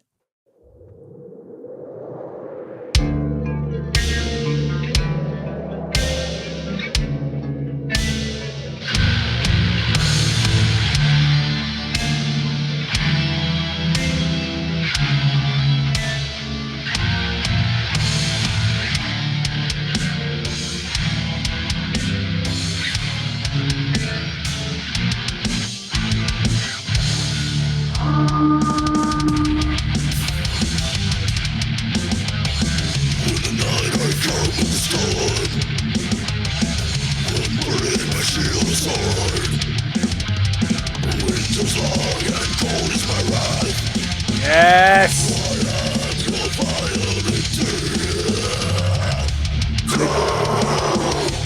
Good shit, Kevin.